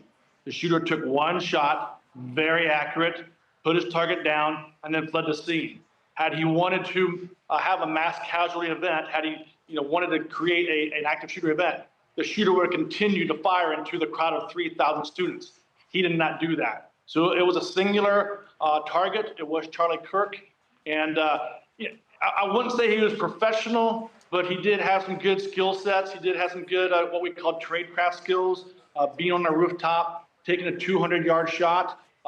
It's not impossible. It's not even that difficult, but you do have to train for it. Now, the fact that Charlie was hit on his left side neck shows that it wasn't truly a professional, because at that distance, there are only two places an assassin's going to aim. That's either going to be the face, the head, or center body mass. So if he was shooting a center body mass, the shot ended up going high to the right. If he was shooting for the headshot, his shot went low to the right. So accuracy is not that great. He got what I don't want to use the term lucky, but the round did hit the carotid artery, as you can well see in the video, with the amount of blood that was coming out of Charlie's neck, and it was an effective shot, and then he was able to escape. So, now, Greg, does that tell you that this individual is most likely not military, that we're someone who has military experience and maybe just an avid hunter? Well, clearly they have some skill with this weapon, right. Even though it was not, you're saying, not, a precise shot.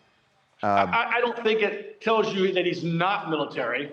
He could very well be, or he could just be an avid hunter. Utah has some great hunting. I know it was a bolt-action rifle, which is very popular with hunters, with a good optic at 200 yards. Again, that shot is not that difficult. They did recover the weapon, again, with a bolt-action rifle. From what I understand, they did have partial palm print, and they did have, I think, some DNA recovered on the weapon as well. So it's only a matter of time before the FBI, quote-unquote, gets its man. With that photograph now, and like Harvey, you said, a very distinctive sweatshirt, it's only a matter of time before somebody recognizes that individual, puts the phone call in, and he collects the $100,000 reward money. So I want to go back to this news conference yesterday. I was confused by it. Kash Patel said they had a suspect in custody. And then at the news conference, they said they had a person of interest in custody. The way I understood that was maybe Kash Patel overstated it, but they're talking about one and the same person. But then they went on to say at the news conference, "We will find you." That was an odd comment to me if they really thought they had the person in custody. That it almost feels like "we will find you" is somebody other than the person they had in custody. Did you make any sense of that? Am I overthinking it? I think you may be overthinking it a little bit, but at the same time, the person they had in custody may have provided information that showed the FBI that there was another suspect, that there was a co-conspirator. And when Kash then said, "We will catch you," maybe he was referring to another co-conspirator that the individual who did not shoot him may have been referring to. So that's the only thing I can think of, is maybe during the interview and the interrogation that the individual alluded to another person involved. Greg, one other thing that now that they've put out this photo, can we assume that this person does not have some prior record? Because this morning, early this morning, the FBI had a news conference. They said, "We are not going to release his image. We are using technology, and we want to try to identify this individual. If that doesn't work, then we may release the image." And then a couple of hours later, they did. So can we infer that this person has no prior? They tried to find him in a database and were unsuccessful? That would definitely be the inference that I would take away from this as well, yes. Like I said, I was told that there was some possible DNA recovered and a partial palm print recovered off the weapon. They ran that through the databases and came up empty. And they were hoping to solve this using technology and not releasing a photograph. Obviously, that did not work out. But releasing a photograph, I think, is definitely the best course of action, because $100,000, you have to have a lot of really good, loyal friends not to turn you in for $100 grand. Okay, Greg, as always, we really appreciate you jumping on. Thank you. You're welcome. Okay, we got it. It was good. Yeah. Thank you, Greg. Oh, shit. Someone called you. Can you kill my mic? Mic down. Step back some. Yeah. Mm-hmm. Stepping back. Yeah. How you doing, Charles? Wow. One thing I wanted to ask him is, I mean, there are a lot more things I would have asked him, but that 48 hour, that thing they always say about the first 48 hours, I mean, we're coming up on 24 hours. How much harder does it get to find this person, especially in the wilderness? I don't think that's the case. I think, especially in a way, it gets easier the longer time goes, because he's going to have to go out at some point. I just think that being that in that part of Utah with we don't know if the he's wilderness. In Utah. We don't know if he's even in Utah. Well, where is he? Well, that's my point. Is like I don't think so. The more time that passes, Now your circle has to expand, right? But that's why they're relying on. That's the why they released the picture. Yeah, I mean, it could be $100,000. Could be in Phoenix. Someone we don't know. Right. And Phoenix, Idaho, Montana. So what they're looking. Sarah asked that question because Jennifer, who we were going to have on, Sarah's going to do an interview with her, maybe it's like a sub for Greg. Yeah. But whatever the other questions that you wanted to ask Greg, we can pass those off to Sarah. Who's Sarah? Sarah Whitman. Sarah. Yeah, she's going to do an interview with the other FBI. Well, the other we were thing gonna is, have on. see, the way it works, I think, is if they have somebody who can identify him, then all of a sudden, he's going to use an ATM card to get cash. They're going to find out where the ATM card was used. So it's somebody calls and says, it's Joe Schmo, and then they know who it is. He's taking out the money. Well, maybe. Already, But yeah. at a point, he's going to run out. I mean, No, I know, but at a point, he's going to run out. If you're as I know, as skilled. a marksman as this person Fills up his car you with know gas. what you're doing. I know, he like, may you use prep, cash. right? But there's going to be somebody at a gas station who saw him come in to get gas. But like Charles said, There's- in Utah, how do you know he's not like a do you know survivalist he's in and would U- like go in the Maybe, but wilderness what if he's and not in Utah? not need money? What if he's not in Utah? What if he I is? just think the more time passes, the more variables you're dealing with now. I think think you're it's right. easy. The putting out the reward Sorry, and the I'm gonna come image, up here. that's how they're That's how they're gonna they get combat him. that. That's how they That's how combat they got Luigi. the passage of time. That's Right. how they got Luigi. Right. Went to a McDonald's and they recognized him. But the guys, there is still one guy from New Orleans of those inmates that escaped who's still on the loose. See, what they're going to do is somebody's going to say, I know this guy. And then they're going to get a picture of him without sunglasses where it's really clear. And then that picture is going to go out. And then he's going to go somewhere to get something to eat, you know, to get money, Mic to down do for me, something. please. And somebody's going to say, that's the guy. Jackson, mic That's down. at least the hope.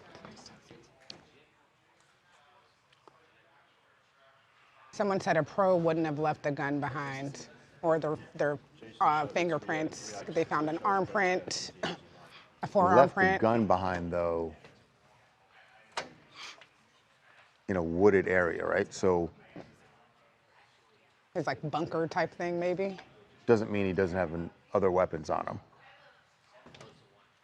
They also said also if he had someone helping him, a co-conspirator, they would probably also be helping him, assisting him with his escape. Well, that's why people are talking about this airplane. Yeah. Which sounds far-fetched, but you never know. Who knows? Never know. This, again, this airplane thing is really interesting. That, Did you talk about the airplane thing earlier? No. It's- Well, I told him that Mic up. there are stories out now that there was a 20 minutes from the university, there's a private airport, and that a plane took off, went to some remote area of Arizona, and then went off radar. You just couldn't track where it went. Getting a And lot then of an hour later came back to Provo. And Shooter is 100% heading to Canada or Mexico. I mean, that's the thing from the movies, right? That they're making a run for the But it's border. possible. Possible. Likely you'd go to a place where the U.S. has no jurisdiction. You'd go to extradition, sorry. Extradition. So What? like... Oh.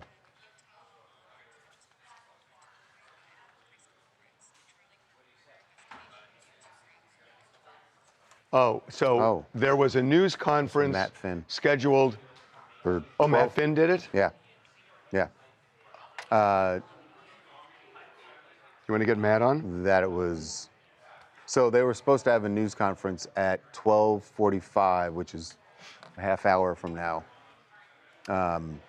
But it's been postponed. Because of rapid developments.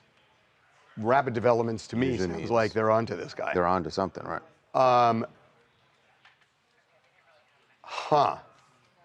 Okay, just so we are able to talk now, this is going to fundamentally change the show today if they've caught him.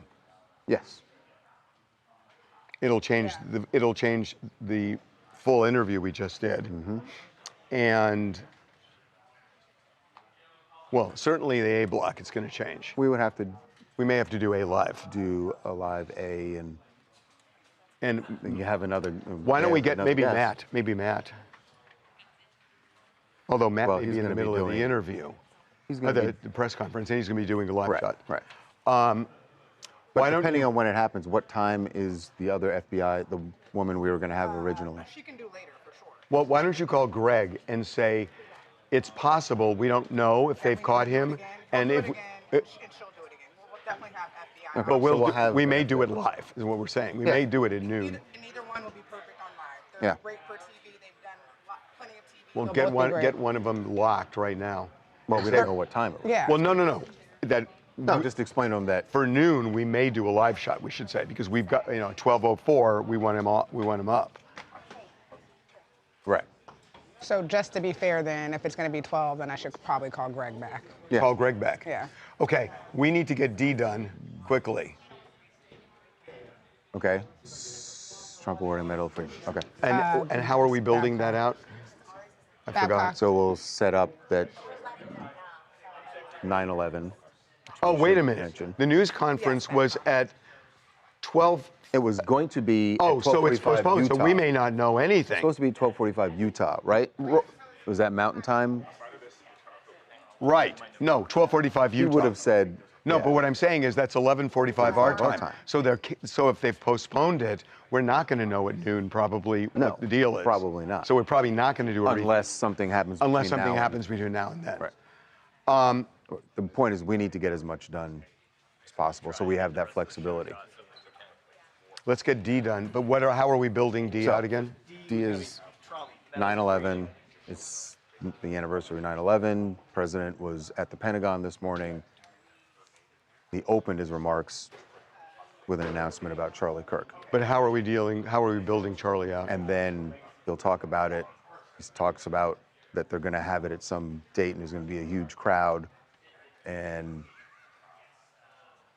look, the reality is it's going to be, there are people who are going to feel it's very controversial to give the Medal of Freedom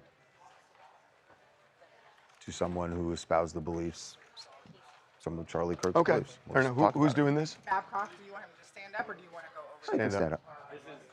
So we should do it over here. Let me just deal with this. 6 minutes. Let's come window over this way so we're not over dead. Window. Yeah. Really?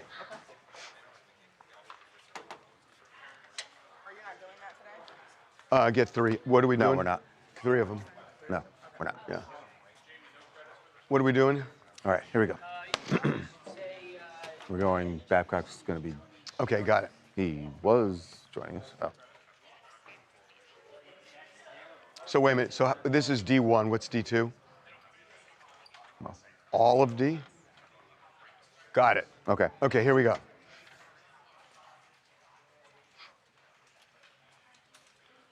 Welcome back to TMZ Live. We, of course, have been talking about the Charlie Kirk case. But today is also the 24th anniversary of the 9/11 attacks. And there were events in New York to mark that. They had moments of silence at the times. It was really moving. That the planes hit the towers, and the reading, which they do every year, the reading of all the names of the victims there, the 3,000 victims of the 9/11 attacks. In Washington, D.C., the president was at the Pentagon, where they also had an event to mark this very somber occasion. And when the president came out, he, of course, did talk a lot about the heroics of Americans, civilians and first responders, but he did open his remarks with an announcement about Charlie Kirk. Charlie was a giant of his generation, a champion of liberty, and an inspiration to millions and millions of people. Our prayers are with his wonderful wife, Eric, and his beautiful children. Fantastic people they are. We miss him greatly, yet I have no doubt that Charlie's voice and the courage he put into the hearts of countless people, especially young people, will live on. I'm pleased to announce that I will soon be awarding Charlie Kirk posthumously the Presidential Medal of Freedom. So, I want to say something interesting about Charlie Kirk is that what Jason Chaffetz said, which is that he was in the center, the nucleus of the conservative movement in America, and that you have to look to young people, and he was the magic for a lot of that movement in terms of how he can mobilize and inspire people. And that's why his orbit runs throughout the whole conservative movement, Right. because everybody touches Charlie Kirk in that sense. Well, and I'm sure all the Republican politicians want the base that Charlie Kirk brings. Of course. Can bring with him. So the Medal of Freedom, honestly, is the highest, unsurprising that it Trump is is the giving him highest that. civilian honor. And you heard the president, he said there's going to be a date announced when they're going to do it, and that there's going to be a big crowd. A huge crowd, which, when you say huge crowds now at a political gathering of any sorts, I just, it's just different. You worry. Yeah. You worry. This is what, I mean, we've seen presidents of all parties just kind of give these things away so often to their friends. Like, remember Trump giving one away to Tiger Woods. To Rush Limbaugh. Right, Obama to Ellen. I mean, it's just, you give it to their celebrity friends. I think if anybody is deserving of this, it's Charlie Kirk for getting the young people involved. Whether you're a Democrat or a Republican, he got the young people involved like we have not seen anybody do in decades, at least that I can think of. There will be, and that's true. He got young people involved. There'll be criticism. There's going to be criticism because of some of the things that Charlie Kirk espoused and the things that he said. There are going to be people who, but you know, you're right that anytime someone gets a Medal of Freedom, there is someone who goes, they don't deserve it because of X, Y, or Z. The reality is, it seems like there's rarely a moment where somebody gets it where they're completely disembodied from politics. Nobody agrees on anything. Yeah. So unsurprising, it's going to happen. But do you go, I mean, seriously, like whenever, and I would imagine this is probably sometime in the next couple of months you would that think he so. would do it, and you have this large, and we touched on this with Jason Chaffetz earlier, that what happens at political rallies, at political events now going forward as we are heading into an election year? You know, certainly the Medal of Freedom, the president is there, so there's going to be intense security. Right. Although, Charles, as we've seen, that might not even matter. But you know what? But the other thing too is this: that after Butler, there was a lot of talk that there would no longer be outdoor rallies, events, but there were. But do you think now they say I know, but this always happens. Yeah. And again, I'm just because I'm old. I mean, I remember going back, and one of the big things that actually did change with the president was when President Kennedy was shot. They had a bubble top for that Lincoln that they had taken off that day. And that was a big deal. And it was a point of controversy that they took that bubble top off. And you don't see presidents riding in open-air limousines Do you think you'll see anybody without a bulletproof glass in front of them anymore at this point? Probably not. You will absolutely see that bulletproof glass. The question is, will you see outdoor rallies? I don't see how you can run where everything is in a closed venue. I just don't think that's possible. Right, you're just limited in how many people you can have inside, and outside you can have these massive events. So now the question, because of the political climate, who in their right mind is running for office? I hate asking it that way. Yeah. But who? Right. Who wants to give up their life? I mean, it's...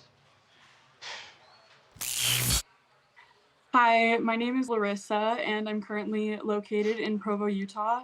My husband and I were in attendance yesterday and witnessed the assassination of Charlie Kirk. It was truly horrific and devastating. Something that I wanted to point out was just minutes before he was killed, he testified of his faith in Jesus Christ and declared him as our Lord and Savior. And I just wanted to point that out because he recently said in a podcast, if he was killed, he wanted to be remembered for his courage, for his faith. So I just felt that that was notable to mention, that he spent the first large portion of the debate, I mean, it was just starting, but he spent the first portion talking about his beliefs, which I really respected. After the shooting, my husband and I sprinted away, and some people dropped down and ducked. We were at the back of the crowd, so we were close to a building, so we sprinted inside. We were on lockdown. We were eventually released because they had caught the shooter, but it wasn't the right guy. And when we got home, we were finally able to process, and it's so devastating my heart goes out to his family and to everyone else who was there, because it was truly a traumatic experience. I don't think violence is the answer to anything. And it was just that was not the answer. That was a horrific experience I wouldn't wish upon anyone. Sorry you had to deal with that. Yeah, it's so much to witness. And her story, there are thousands of people who are there who are going through the same thing today. It's so traumatic. Okay. So that's D. What's E? Okay. Christy. What's is the movie title? Is it just Christy? What? Why? What? People saw it. They, how do they see it? What? See what? That's what Tawana told me, is that people are saying they saw it. See what? I don't think they saw my pet. No way. I don't believe so. Are they saying it? Are you looking at when? Are you you found the clip? I think it's easy. What? I think it's easy. There's no way. He didn't even open his phone to me. We have to do it again? Fine, I'll do it. Should be okay. I don't see anything in chat. No, not yet. God, we've got to fix this. No. Show me what you're seeing, Tawanda. I don't think so. Yeah. They're saying it? Are they saying what it is? They're saying what it is? No, like they're saying stop showing his password in all caps. We saw Harvey's password. Well, no, they'd say it if they actually Yeah, saw. I'm not doing it. I don't think. Okay. More than 15 or 20 comments. You literally have to focus on the Harvey stuff. Yeah. I mean, I'm going to change it. No, okay. Okay. Just so you guys know, his official X account posted. It's obviously Turning Point USA on his behalf, but it's his official X account has a post of Charlie Kirk. Of what? Of what? Post of what? Oh, just a tribute to him. Okay. How old was he? How old was Charlie Kirk? 31. 31? 31.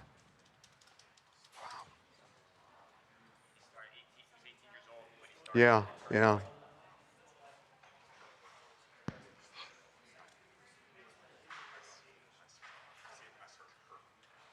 Okay. We're doing Alexa, we should go over here. Yeah. So we've. Okay. We've done A through D, right? Yeah.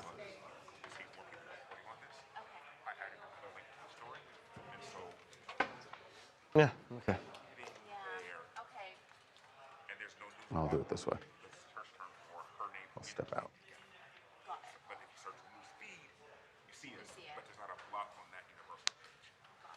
Ready, D?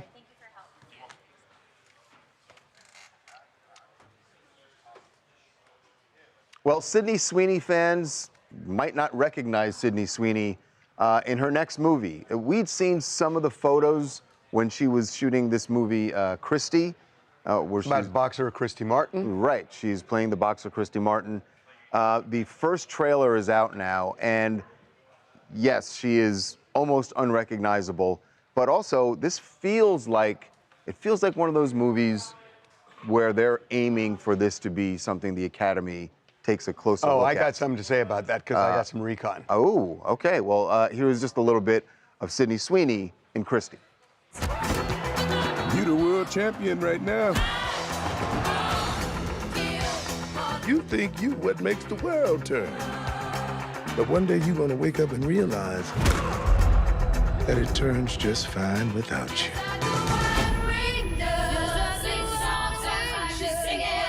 What are you doing sneaking around behind my back? Sneaking around. Hey, Dad. I think I want to come home. There's no Christy Martin without me.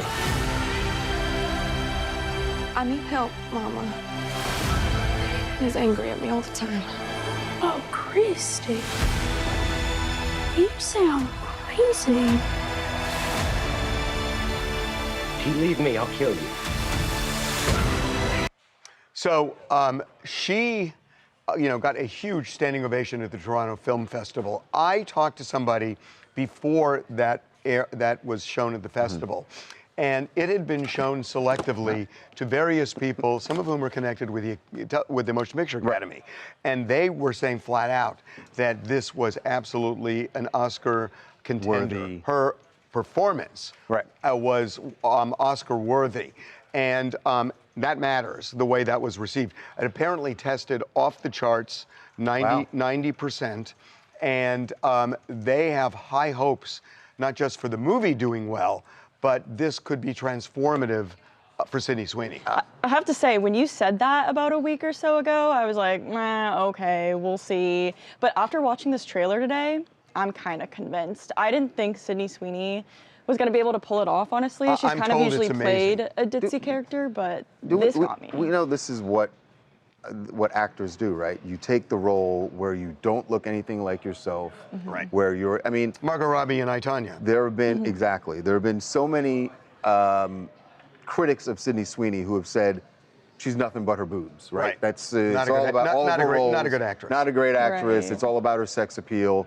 This is a role that has nothing to do with sex appeal. Right. There's no glamour in it whatsoever. And by the way, and that's what you do. If it does as well as people are saying right now, she not only is the best marketer in Hollywood, because she's already proven that, but if she becomes a certified movie star in that sense, that is top of the heap. Yeah. That is top of the heap. This might do it for her. I'm convinced now.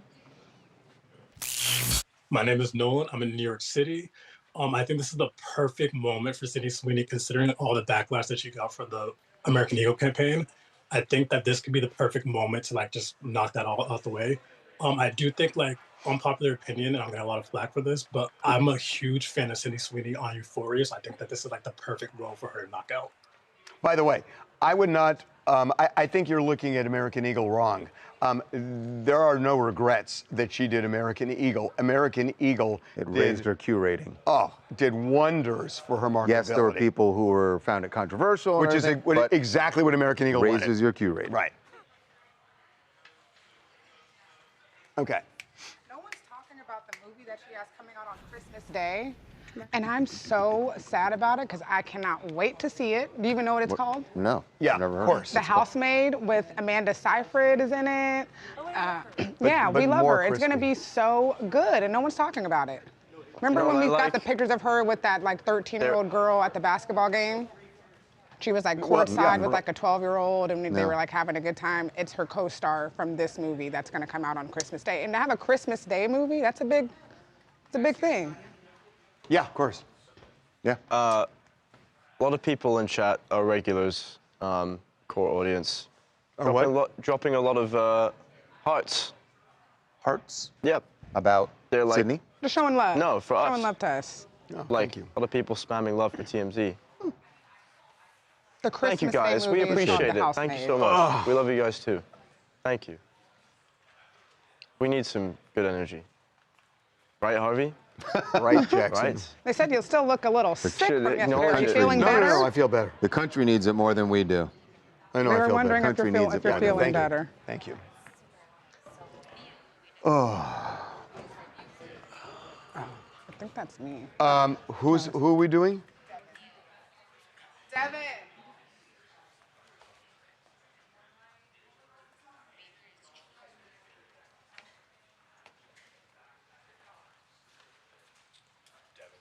I guess, okay. Yeah, of course. Yeah, definitely. Yeah.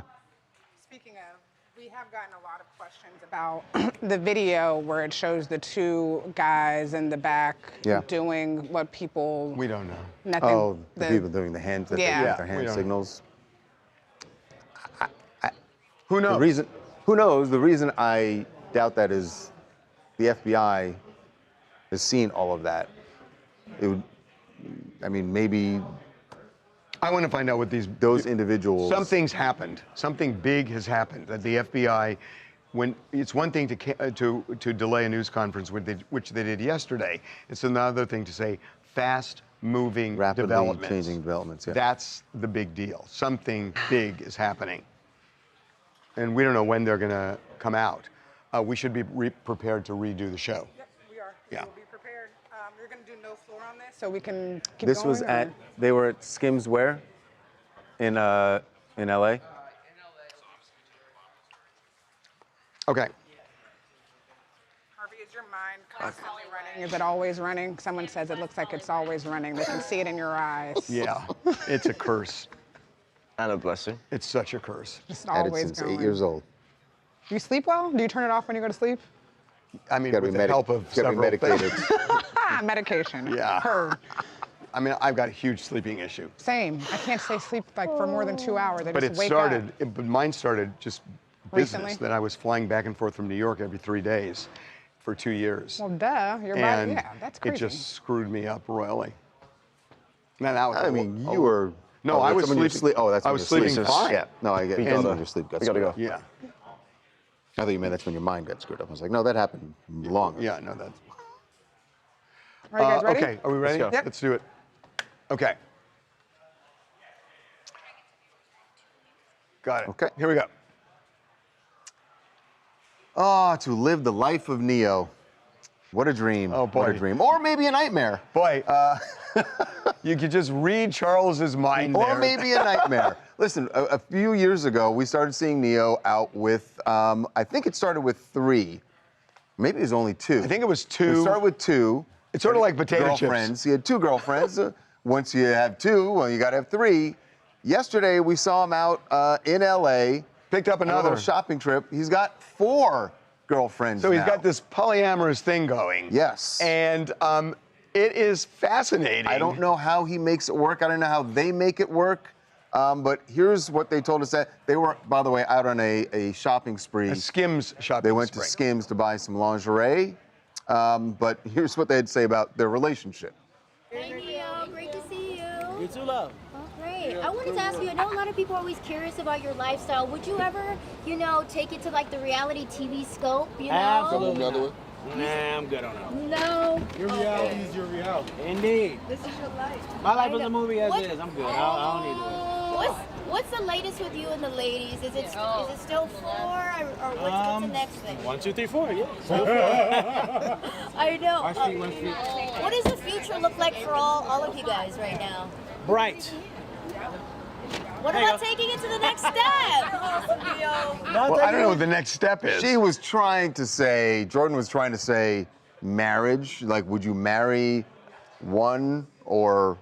Is it still, it's not legal. I don't think it's legal even in Utah. No, I think it's not. So, Jordan. Yeah, so there's not going to be. Although what an interesting reality show. You got 4, Right. You got to marry one. Which one do you marry? And the others still stay around, right? The others stay around, but one is only one gets the the queen ring. bee. Only one has the ring. That is a bachelor with a twist. Like it. Hey guys, it's Coco Louie coming to you live from DC, and I'm chiming in on the Neo story. Now listen, if a reality show happened with that kind of plot twist, that's crazy, but I think that's definitely going to incite some messiness because now the women are going to be like, well, I feel like I should be the one that's fixed. I don't know, but that would be interesting. No, it's boy, and how could he not do a reality show? That is just crying for a reality show. He doesn't need any more drama. That's true. What else do you guys want to talk about?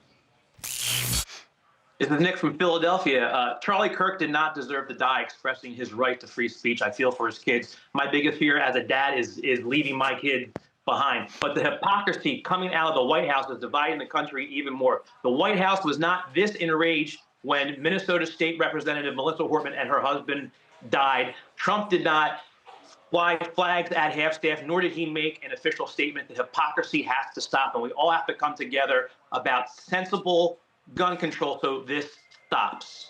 It sounds so obvious on the one hand and so impossible on the other. Right. One more. Hi, I'm Caitlin from New York City.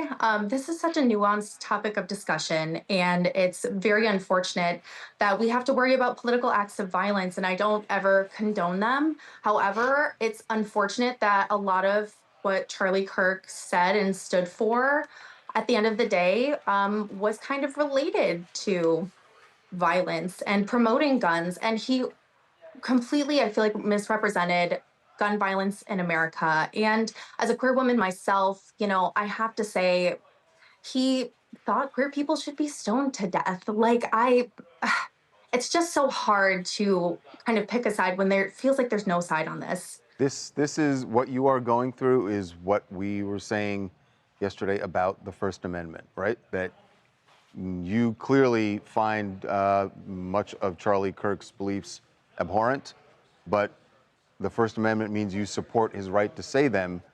You don't have to agree with it. It is, and you don't what have to you are use feeling violence is to what, prove your point. And you don't need violence, but what you are feeling is what a lot of people feel, and it's hard to say this, but that's what you have to embrace.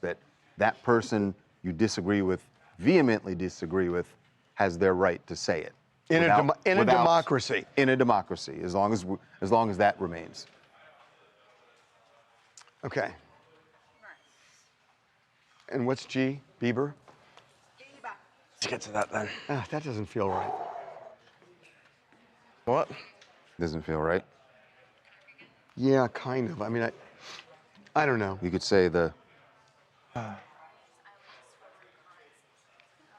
Yeah, I think we should just summarize. We could say at the time we're doing this, here's what's going on.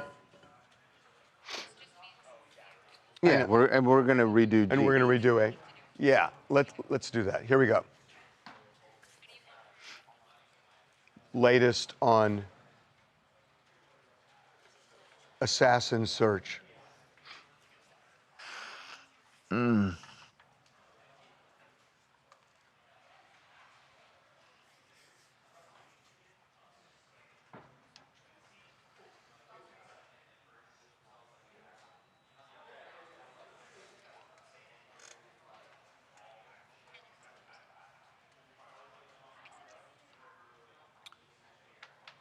So as we are speaking to you now, police still searching for their person of interest. But something may have happened because literally right now, there was supposed to be a news conference. It has been delayed because of what they say, the FBI says, are fast-moving developments. They have released a picture of the person of interest that they seem to believe may be the shooter. And by the way, you don't see just his face, but that's a distinct sweatshirt. They have offered a $100,000 reward for information leading to his arrest. And a rapidly moving development feels like that means they may be honing in. That they are on following a lead that they feel strongly about. Could be honing on him. Could be honing it, as we've said. When more than one person. We don't know if there are other individuals involved here. But obviously, keep watching, checking in at TMZ.com. We'll have the latest developments.